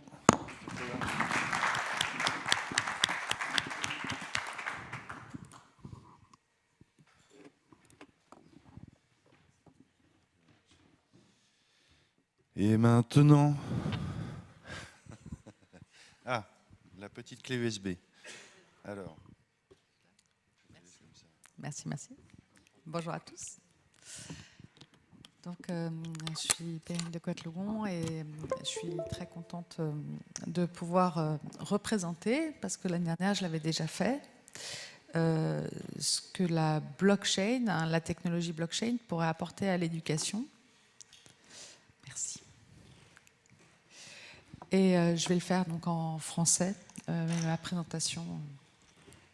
Voilà, j'ai intitulé cette présentation « We need to talk about blockchains » parce que je trouve qu'encore aujourd'hui, il y a beaucoup d'incompréhension et de mystère autour de cette technologie, et les personnes sont d'abord inquiètes des dérives financières et écologiques du Bitcoin, alors que je crois qu'il faut vraiment clarifier ce qu'on pourrait en faire et surtout les idées qu'elle inspire. Donc, je travaille à la direction de l'innovation pédagogique de l'Université de Lille, où j'ai une mission particulière sur blockchain et éducation. J'anime un groupe de travail pour la DNE, qui s'appelle Blockchain Éducation France. La DNE, c'est la direction du numérique pour l'éducation du ministère de l'Éducation nationale. Et donc, le groupe a plusieurs partenaires nationaux, notamment France Éducation Internationale, qui est le nouveau nom du CIEP de Sèvres, qui coordonne le FLE dans le monde, l'apprentissage du FLE dans le monde. Il y a aussi Raynauld, qui est membre du groupe de travail. Il y a le CRI Paris, qui était là avant-hier. Et enfin, il y a le réseau Canopé. Donc, vous voyez, il y a beaucoup d'interactions avec ce qu'on est en train de faire sur les badges, et vous allez comprendre pourquoi. Donc j'ai repris quand même, parce qu'il y a un nouveau public à cette édition, j'ai repris 2-3 idées que j'avais déjà présentées l'année dernière. C'est que quand on parle du Bitcoin et de la technologie sous-jacente qui s'appelle la blockchain, il y a une boîte à idées qui sort et qui rappelle un peu les origines d'Internet et tout ce que peuvent proposer les solutions informatiques en général. Alors, on parle de registre, le mot ledger, qu'on ne connaît pas toujours en français. Et une de mes surprises, en me plongeant, en comprenant ce qu'était cette technologie, c'est que si l'écriture a été inventée, et elle signe dans nos civilisations occidentales le début de l'histoire, en fait, ce n'était pas pour écrire une thèse, heureusement, ni un roman d'amour, c'était pour enregistrer des transactions juridiques et ainsi assurer la paix et la sécurité. Puisque une fois qu'on sait qui a acheté quoi, on se fait moins la guerre forcément. Et d'ailleurs, ça m'a inspiré quelque chose. Je me suis dit qu'à l'époque aussi, quasiment personne ne savait lire l'écriture. Ça demande un énorme effort d'abstraction et qu'on n'est pas loin des développeurs d'aujourd'hui. C'est-à-dire qu'on dit la blockchain, c'est un registre transparent qu'on peut voir de partout. Tout le monde n'arrive pas à lire ce qu'il y a dans une blockchain, mais c'est un peu similaire à ce à quoi ça servait et ça suffit à assurer une preuve pour ceux qui savent lire et ceux qui savent s'adresser à ceux qui savent lire. J'ai fait des études de droit et droit allemand et dans mes études, j'ai appris que lentement, on était aussi passé à peu près à la même époque d'ailleurs que l'invention de l'écriture à une abstraction qui a permis d'avoir des monnaies d'échange différentes des objets et du troc. La monnaie servait de mesure et permettait d'échanger bien au-delà de ses frontières. Donc là, je vous ai repris une petite image sous Creative Commons avec les coquillages, puis l'or, puis le papier, avec les Lombards qui inventaient le système bancaire moderne. Et puis, petit à petit, une dématérialisation de l'argent, ce qui fait qu'aujourd'hui, on croit qu'on a encore des billets et des pièces, mais finalement, l'argent est largement dématérialisé. Et d'ailleurs, il en va de même des transactions au niveau mondial. Elles sont dématérialisées, toutes les transactions financières. Et la blockchain nous parle aussi de ça. Le Bitcoin, c'est des crypto-monnaies. Vous voyez, c'est pour ça que dès que j'ai entendu parler des Bitcoins, je me suis dit, oui, c'est très intéressant, il y a sûrement de nouvelles façons d'imaginer l'argent en général, et c'est ce qu'est en train de faire Facebook avec son idée. Alors, c'est pas Facebook, c'est une association suisse, installée en Suisse. Je pourrais si ça vous intéresse, je peux vous en parler beaucoup plus. Mais son idée, c'est de créer une monnaie ad hoc, adossée sur 5 monnaies très stables, donc ça n'a absolument rien à voir avec le Bitcoin, et de permettre de payer via Facebook, via Messenger, comme on envoie un mail partout dans le monde. Et on ne sait pas encore si ça va fonctionner. Il y a beaucoup de membres de Libra, l'association suisse qui sert de support à cette initiative, qui en sont déjà partis. Mais il y a aussi de nouvelles personnes qui arrivent et la porte est étroite, mais le potentiel, évidemment, très intéressant. Alors, dans l'éducation, l'idée globale, c'est que le Bitcoin en 2009 a été créé, il a été créé dès 2008 avec un livre blanc de Satoshi Nakamoto, qui est un groupe d'individus inconnus ou très... il y a des gens qui pensent les connaître, mais du grand public, en tout cas, ils ne sont pas connus. Et ils ont dit, les institutions financières, les banques nous ont trahis, elles ont trahi la confiance qu'on mettait dans l'argent. Et donc, on va réinventer une monnaie de pair à pair dans un registre distribué qui sera créé par le système. Donc, si on applique ce principe-là à l'éducation, on peut dire que nos établissements, nos institutions émettent des diplômes. Et d'ailleurs, c'est amusant parce qu'on parle au niveau européen de crédit, ECTS. Et donc, on est bien dans le crédit, dans la confiance qu'on met, dans ce que ça signifie, un diplôme comme achèvement des études. Et donc, en fait, les badges, ça serait l'alternative au diplôme. Autre chose reconnue entre pairs.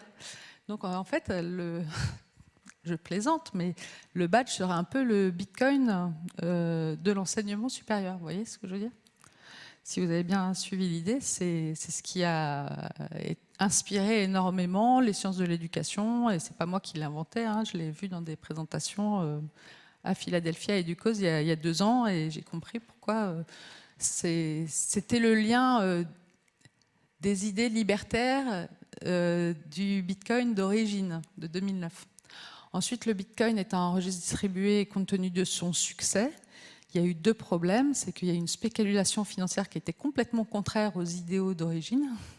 Et puis, en fait, le système informatique n'était pas très performant. Donc, sur 5000 serveurs interconnectés, ça crée un minage pour valider des transactions financières qui est beaucoup trop important par rapport à ce que ça fait. C'est-à-dire une validation d'une dizaine de transactions au bout de 10 minutes. Donc, ce n'est pas satisfaisant, et il existe aujourd'hui, et ça c'est vraiment le thème, enfin la chose importante à retenir, d'autres solutions plus intelligentes pour obtenir le même résultat plus rapidement et avec un coût énergétique beaucoup plus faible. C'est le cas de Steam, EOS et tout ce que sont les blockchains par preuve d'enjeu délégué. Puis ensuite, on peut avoir des blockchains entièrement privés où on est entre personnes de confiance. Et ça fonctionne sans minage, donc juste avec le coût normal de nos activités du numérique, ce qui est un autre sujet. En revanche, quand je parle de récupération par les institutions, c'est quand le MIT a entendu parler de blockchain, ils se sont dit, tiens, dématérialisons nos diplômes déjà, parce que ils se sont aperçus qu'ils n'avaient encore jamais, s'étaient jamais intéressés à la modernisation des services de scolarité. Donc avec la blockchain vient un souci de modernisation des services publics de l'enseignement supérieur, de flexibilisation des parcours, puisque créer des certificats qui seraient reconnus au sein des universités permettrait de faire soit du micro-credentialing, c'est-à-dire des morceaux de reconnaissance qui permettent d'aboutir à un diplôme également, ou dans le cas des open badges et de tout ce qu'on a dit depuis 2 jours, de reconnaître aussi des apprentissages informels, mais dans un contexte formel qui leur donne plus de poids pour un futur employeur ou une association.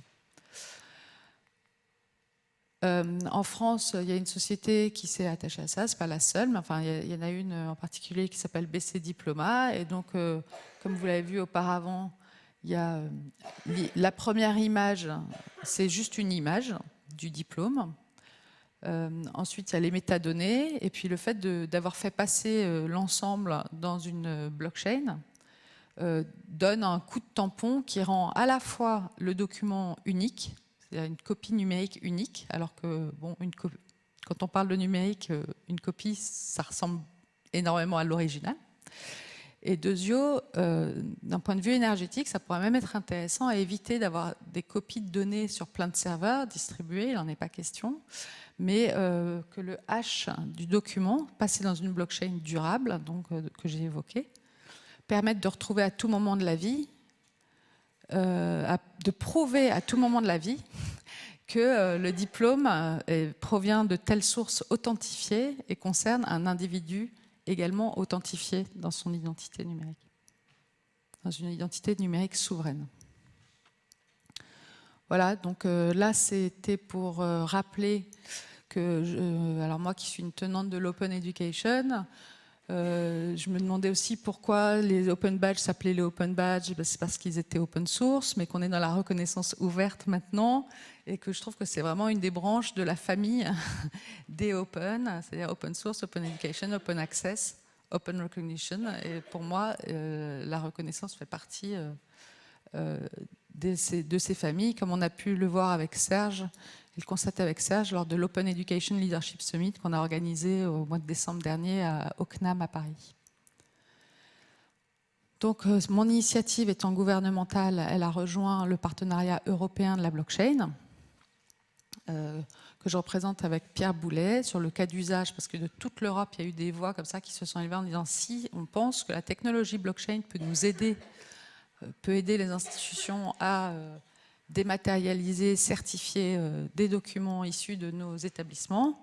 Donc il y a eu un cas d'usage, il y a actuellement un cas d'usage qui a été retenu dans le cadre du partenariat européen de la blockchain qui lui-même réunit 30 États membres et non membres de l'Union européenne. Il y a également une initiative du MIT qui s'appelle digitalcredential.mit.edu et que vous pouvez aller voir et auquel on a fait savoir qu'on voulait les rejoindre. Parmi eux, donc, le MIT Media Lab, Harvard, Berkeley, Monterrey et aussi plusieurs universités européennes, mais aucune en France. Donc on est en train de faire la demande pour les rejoindre à l'Université de Lille. Voilà. Pour terminer, je voulais dire que Europass était également dans une démarche de permettre d'attester numériquement des credentials qu'on va traduire en français par certificat et de les intégrer. Donc là aussi, on est invité à y participer et j'ai commencé à impliquer les relations internationales et le département Erasmus parce qu'on est vraiment dans une collaboration entre la direction de l'innovation pédagogique et la relation internationale. Donc on essaie de mettre, je trouve, tous ces projets très cohérents. Maintenant, c'est à la fois gigantesque et il faut réussir à l'opérationnaliser. Et c'est pas évident dans une société en pleine fusion avec 69 000 étudiants. Voilà. Mais il y a des tests qui sont en cours et aussi on a démarré un abonnement avec Open Badge Factory cette année et donc on espère travailler tous ensemble dans la même direction pour faire des tests avec en tout cas sur une infrastructure blockchain durable. Merci.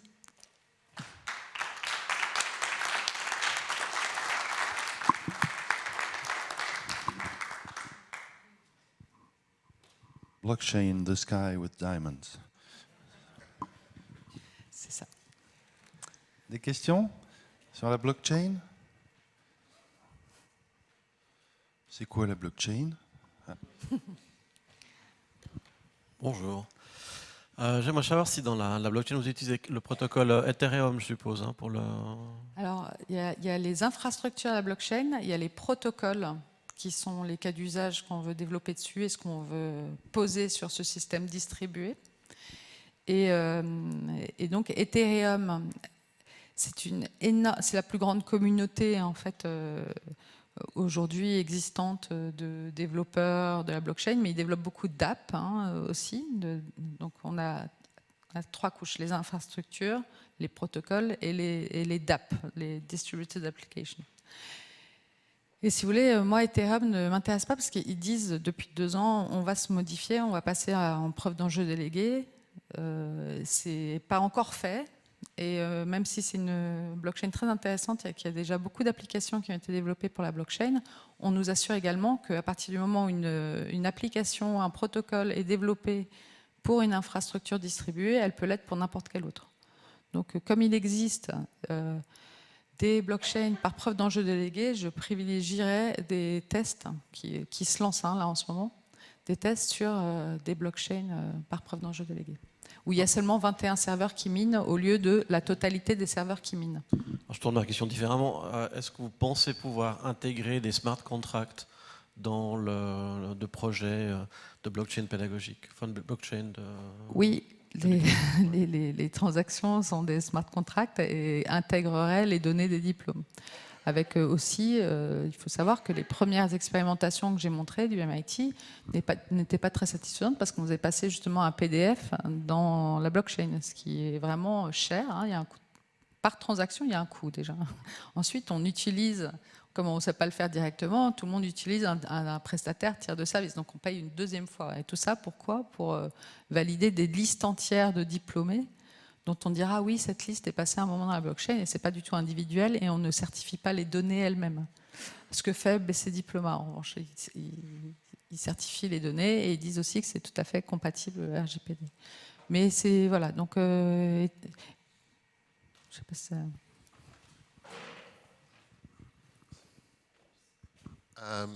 On Wednesday, somebody said something interesting about blockchains when Nate was going through the various technologies, and that was that traditionally, what you were just saying, it's very expensive to put content on the blockchain. It's just validations of content is typically what's put on. But this person said there was a new technology that was being investigated or being used where you could put content and blockchain it at the same time. So in other words, it wasn't just a checksum, it was the actual content being put on there and validated it at the same time. Do you know anything about that? Or I can't tell, I couldn't tell you who said it. It was just... Yes, this is the first question. I have heard that someone said that. I should have presented with my Vice President, Pierre Boulet, who is not only the Vice President for digitalization of the university, but also a researcher in informatics. What we believe, and typically is an informatic researcher on low energy technologies. So what we hope is that the hash of a document will be enough to identify that what the person is saying is true and from authenticated source. So that in the end you have less copy, less bits on servers, and it's much more easy to facilitate the transfer of the hash of the data directly from one computer to another. So what I thought when I heard that someone said that on Wednesday, I thought this is maybe because first the blockchain doesn't need to be so much energy. It doesn't need to mine so much to produce a good result on data. And the hash will be a solution that is very interoperable and easy to use for the end user. And so that in the end it will make also less copies everywhere. So this is maybe why he or she said that. Yes. Someone is.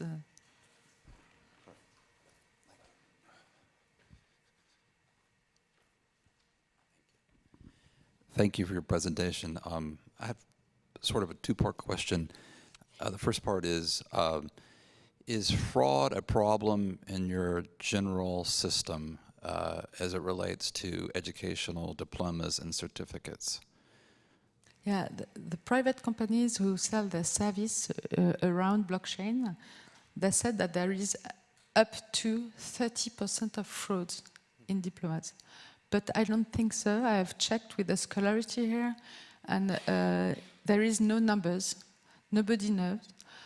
Secondly, there are companies that are dedicated to scrolling CVs, and diploma is only one part of what the people are telling you, you know. So it's not only a diploma question, it's about all the declaration on the CV. And the question is always when it's a lie and a fraud, and when it's just trying to get a job, you know, yeah. And you improve what you say. So in the end, at least it will facilitate to issue a verifiable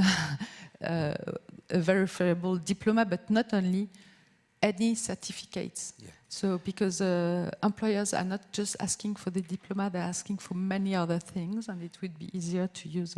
So that's the premise of my question is that in my context, I've had difficulty sometimes helping registrars or other people that are involved in the certificates of education become interested in blockchains. The real affordance, as your presentation demonstrated, is the unbundling of the higher education experience. If we can have agreement in disciplines about subcategories of accomplishment that are alternative to earning a full degree, then we could exchange those tokens exactly across the system.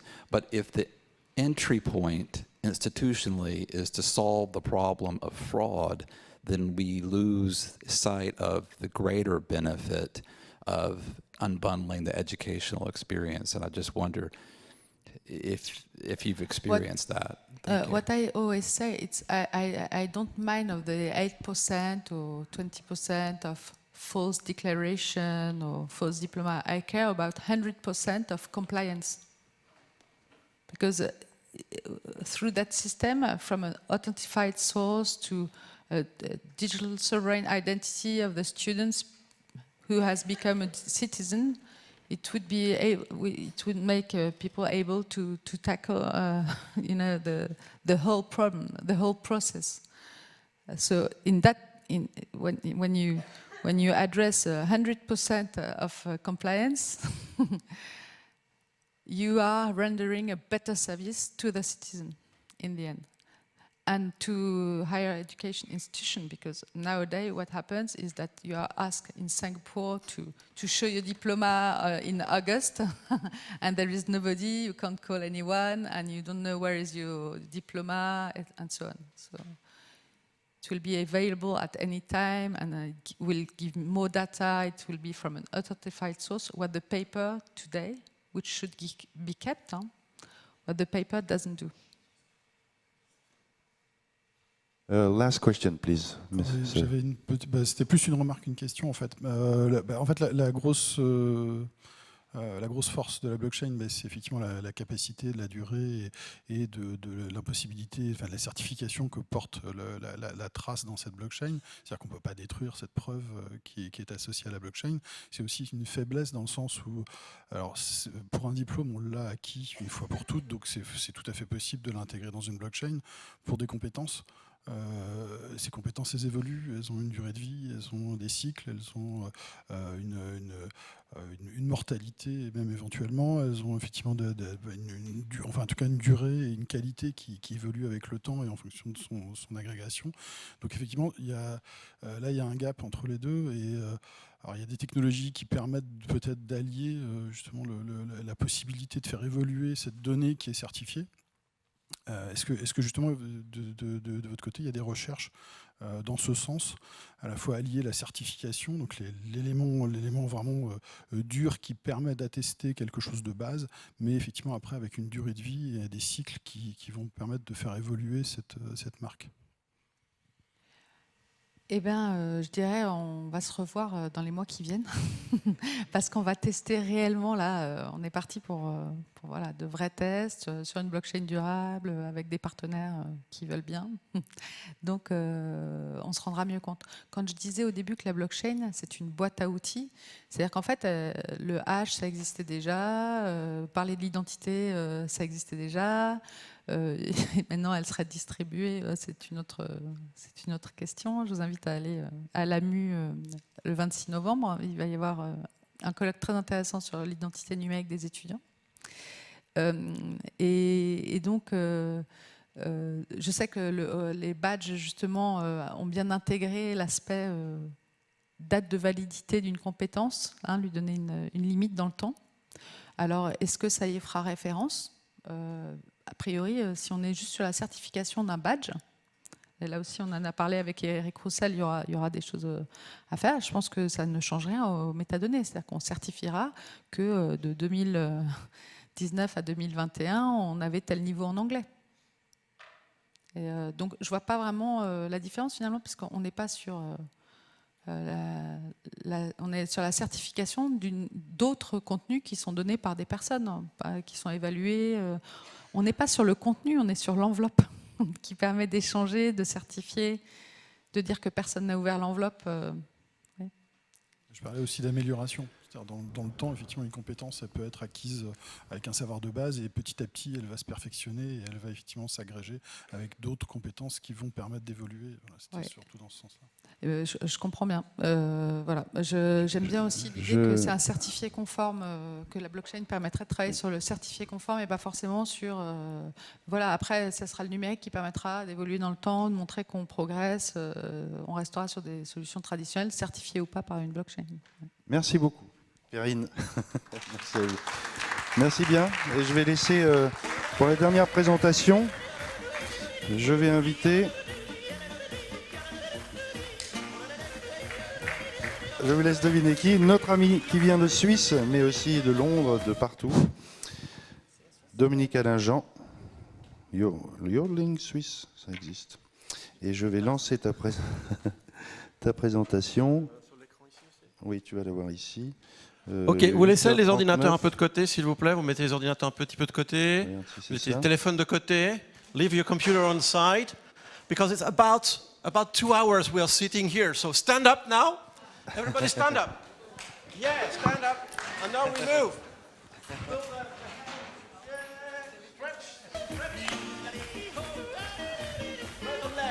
The leg. Up, up, up, up, up. On the side. Side.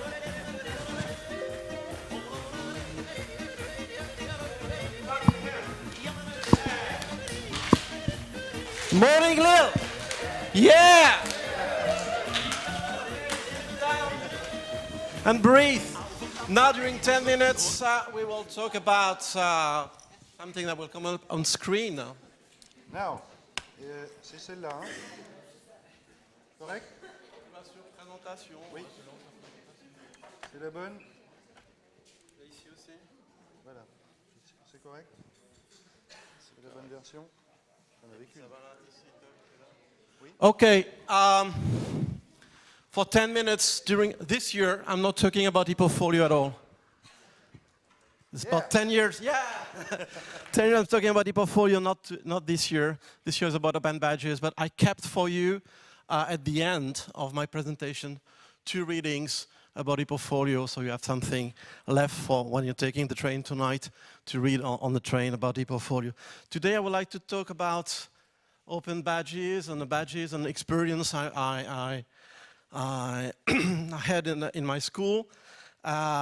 It's not very fancy when I saw everything what was done or in doing yesterday. It's fantastic projects, and it's just a dull project I will present to you, but it's a return on an experience.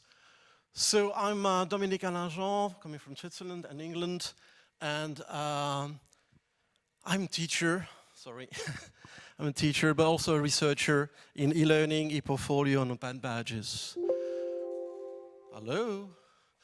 I will talk about the context and talk about the problem I was facing in my school, and talk about the solution we try to put in place to overcome the problem, and I will give you some results we got with what we put in production, and talk about what we would like to develop in the future.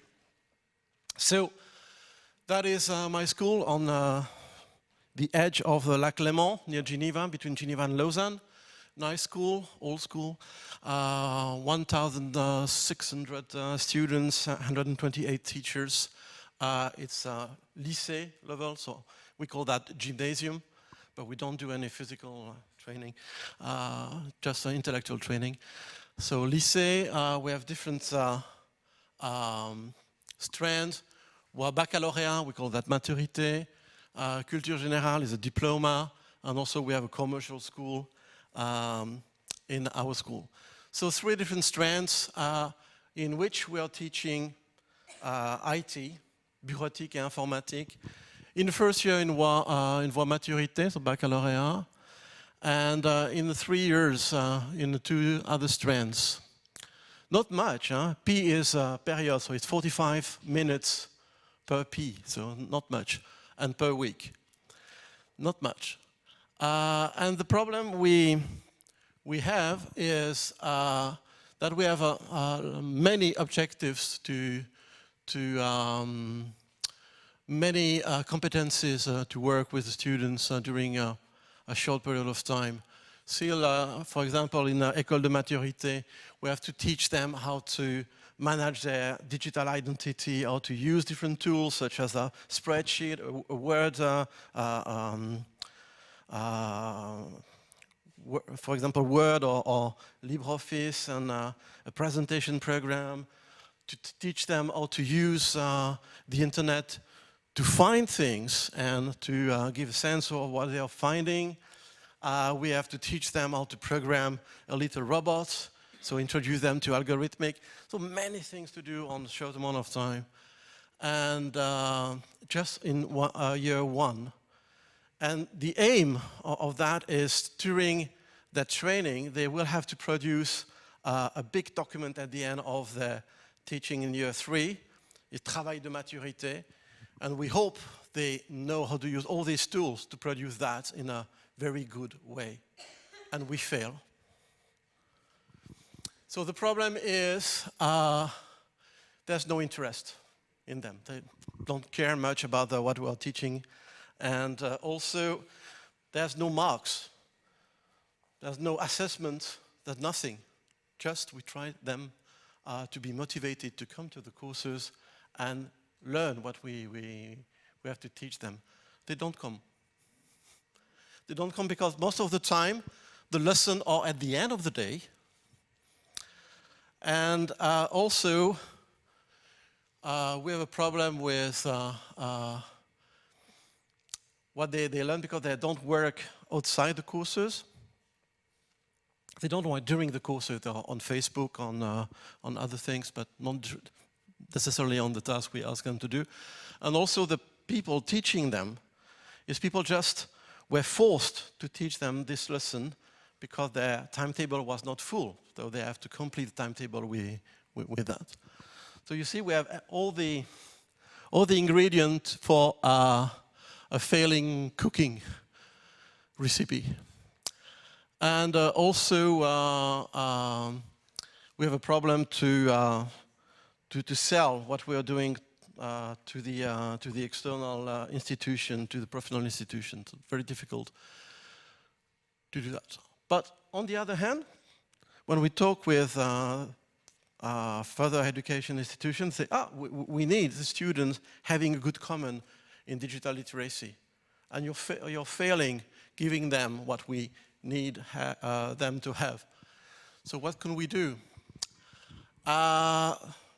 First, when we discuss with my colleagues, my fellow teachers, they say there's no problem because they are all digital natives. So they don't learn what we're teaching them because they know everything already.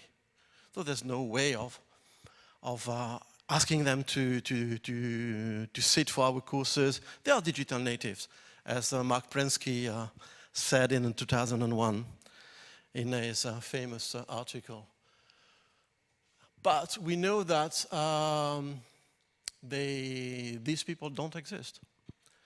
So Gregor Kennedy in Australia wrote a paper, first-year students' experience with technology, are they really digital natives? And his answer, no, they are not digital native. So we did the same inquiry in our school during 3 years. We interviewed the students and we asked them about their IT skills, and they say they are very confident. They are professional in searching, finding, working with tools. They're very confident. The level of competency is at 80% and more. But when we ask them to do tasks related to IT, we see that absolutely the opposite. So during 3 years, we did these tests at the beginning of year 1, the end of year 1, and the year of year 3, but also we tested the teachers. Okay, so I don't give you the result about the teachers. So solution, what we can change and what we can't. So we can't change the timetable. It's fixed by the senior management. We can't change that. We can't change that is not an academic subject, so we can't hire professional teachers in IT. We have to use the teachers we have with their skill. We can change the fact that there's no evaluation, there's no assessment. We can change that the recognition of what we are doing is not recognized by the other body outside the school. And we can't teach Fortnite at school, sorry. So what can we do? That's a good question. So first thing, we can change the way we're thinking the syllabus to talk about skills, competencies instead of knowing what to do and how to do it. We can valorize and promote what the students know. And we can recognize the competencies, the soft and the hard skill they already have and they will get during the training in the gymnasium. And also we can a bit foster the use of new material to teach, so new support and new things. And also we'd like to let the students suggest new skills we could assess inside the institution, the skill they will like them propose and assess among their peers. And for the teachers, we try to change and deliver to them a new teaching material. So, it's what we did. So it's what we did. I say we, because we were two. When I proposed working on that project, there were 12 people around the table, and one liked me very much. He said, "Okay, I will work with you," because I was hitting him if he was not doing that with me. And all the others say, "Okay, it's very interesting, do it. And when it's finished and it's successful, maybe we will be interested in it." So we work around a beer for weeks, and we changed the program. So now the program is written in competence level, not in savoir-faire. And we designed some badges, and we changed the pedagogical support, and we tested that last year. So here are the different elements we have used: Open Byte Factory, Mahara, Moodle. We have both some microbits computers built by the BBC to teach how to program to all the UK students in age of 12 to 16 in the UK. We use Scratch, and we have implemented the DATAC, which is a game developed by the Radio-Télévision Suisse Romande in Switzerland. And it's a very good game to teach data protection and digital identity, protecting digital identity. We developed some badges, and we decided to have some level badges. So we have, for example, Gestion de l'information, level 1, level 2, level 3. And we haven't talked to the student about the badges at the beginning. We started the courses, and when we finished one module, we told them that we have badges for them, and we explained that to them what badges are and what they could do with them. And what happened? The students haven't worked really with us during all that time, say, "Oh, I can get something." So they revised all the courses they already did on word processing, and they started to produce very good documents according to the rules we have fixed and the courses we have given so far. And they produced a document and they got the badge. And at the beginning, we just have completed all the thinking around the two first level for the word processing badge. And the student came and said, "We want the third one. What the third one is about? Because my colleague already has two, I would like to have one more than the one he already has." So what we have noticed at the end, we have noticed that in École de Commerce and École de Culture Générale, so the diploma level, there was no significant improvement in the knowledge. There was interest, more interest than before, but nothing really in terms of the level of skill they have acquired during the courses. Also in the baccalauréat, maturité, they worked very hard, and during the sessions they were working, they were producing new documents.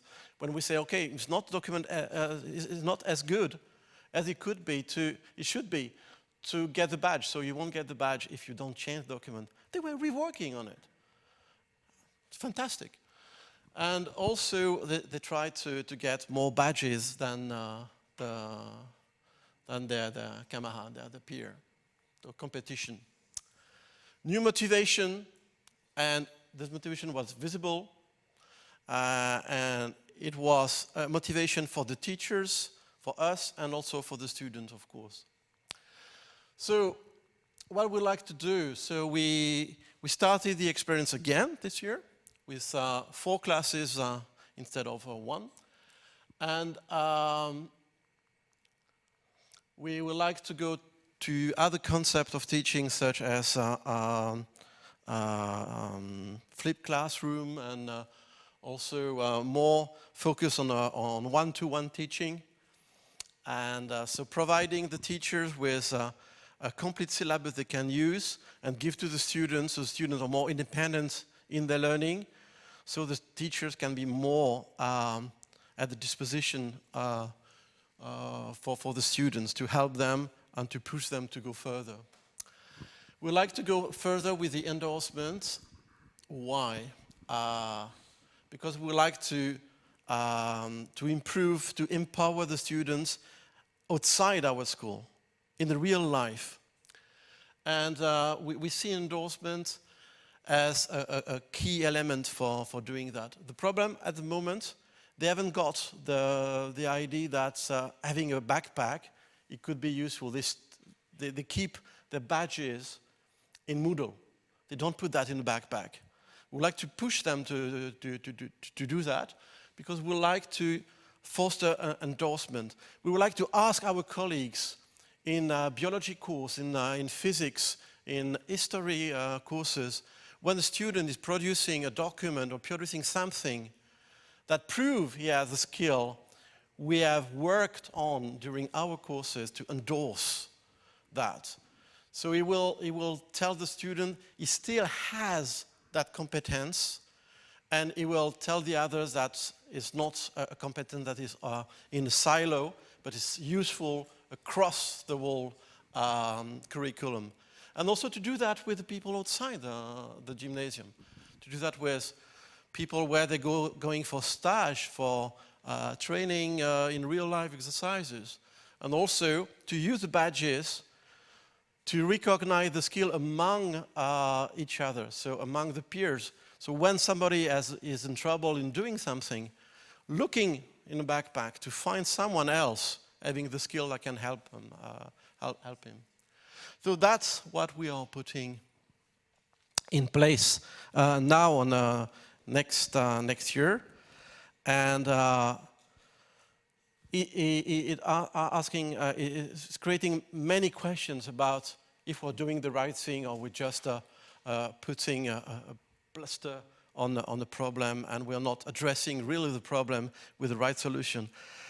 But we would like the other colleagues to come on board and to generalize the project, to see how the project can evolve through time.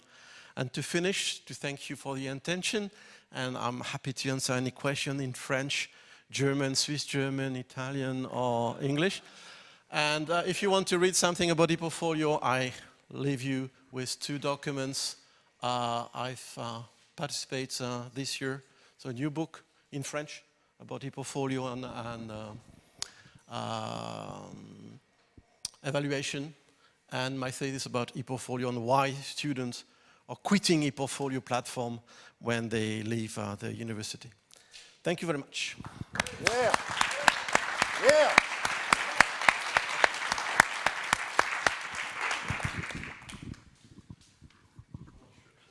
Okay, thanks.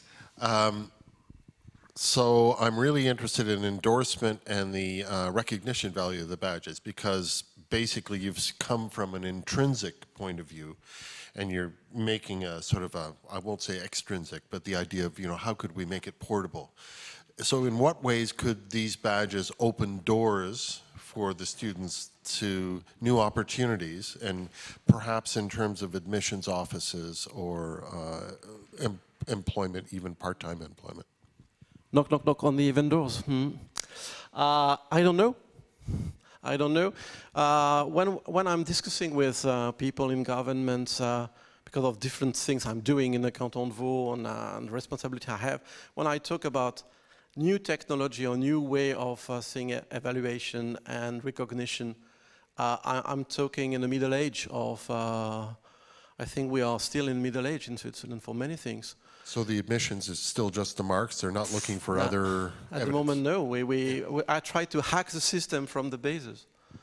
And it's a bottom-up idea, so we can tell about this in 1 or 2 years' time. Not now, I don't know. I hope, like in Star Wars. Hi, Dominique. Thanks for that presentation. I'm very interested about how you project, how you will integrate backpack in your actual and present organization. You told about Mahara, Open Badge Factory now. How you will make your student ask for a badge, I guess with Mahara production. I'm interested what will be the element of proof, and how you will integrate the backpack with your actual organization, Mahara, Moodle. The badges are in Moodle, so they stay here at the moment. Where we would like to use Open Badge Factory. It's a question of money, because of course my headmaster is very happy I'm doing something interesting, but until it doesn't cost anything. So that would be the problem. We have Moodle because I'm managing Moodle, but if anybody has to pay for managing Moodle, we won't have any Moodle in the institution. We will use Open Badge Passport, and in other courses they're using Mahara to document their learning, and if badges is also associated to that learning, certainly they will be pushed with the ePortfolio in Mahara. I'm not sure. What I'm sure is we will use Open Badge, the backpack Open Badge Passport, to build a CV, a curriculum vitae, with all their competencies. And now what I've seen with the PDF version of just switching light on in my brain, and maybe there's something to do with that. Okay, I have a question because I think Philippe is busy. Yeah. So, are you using ePIC? No, you're not. Would you be interested? Because not something we use in a country. Okay, but because we're thinking of using badges, ePIC is a French testing system, basically that gives you scores on IT skills, and we're thinking of using badges to tell the story and not just use the score. So in case you're interested one day, we could do that. We were using ECDL. Okay. The European driving license for computer. Okay. But my true question was, have you managed to discriminate if the motivation comes from the badges or from the fact that now they are very clear and transparent objectives or criteria that makes it easier for students to see where they're supposed to go, the kind of things that are expected from them, and maybe it's less of an obstacle because it's, you know, in several badges, and it's not so much motivation as, you know, clarification of the... We have a research framework, we have gathered the data, we're digging in, so we don't have any comments at the moment to make about this. Next year. Okay, thank you. Thank you, Dominique. Big applause. And now... Have a nice coffee and stretch your legs. And it's coffee time.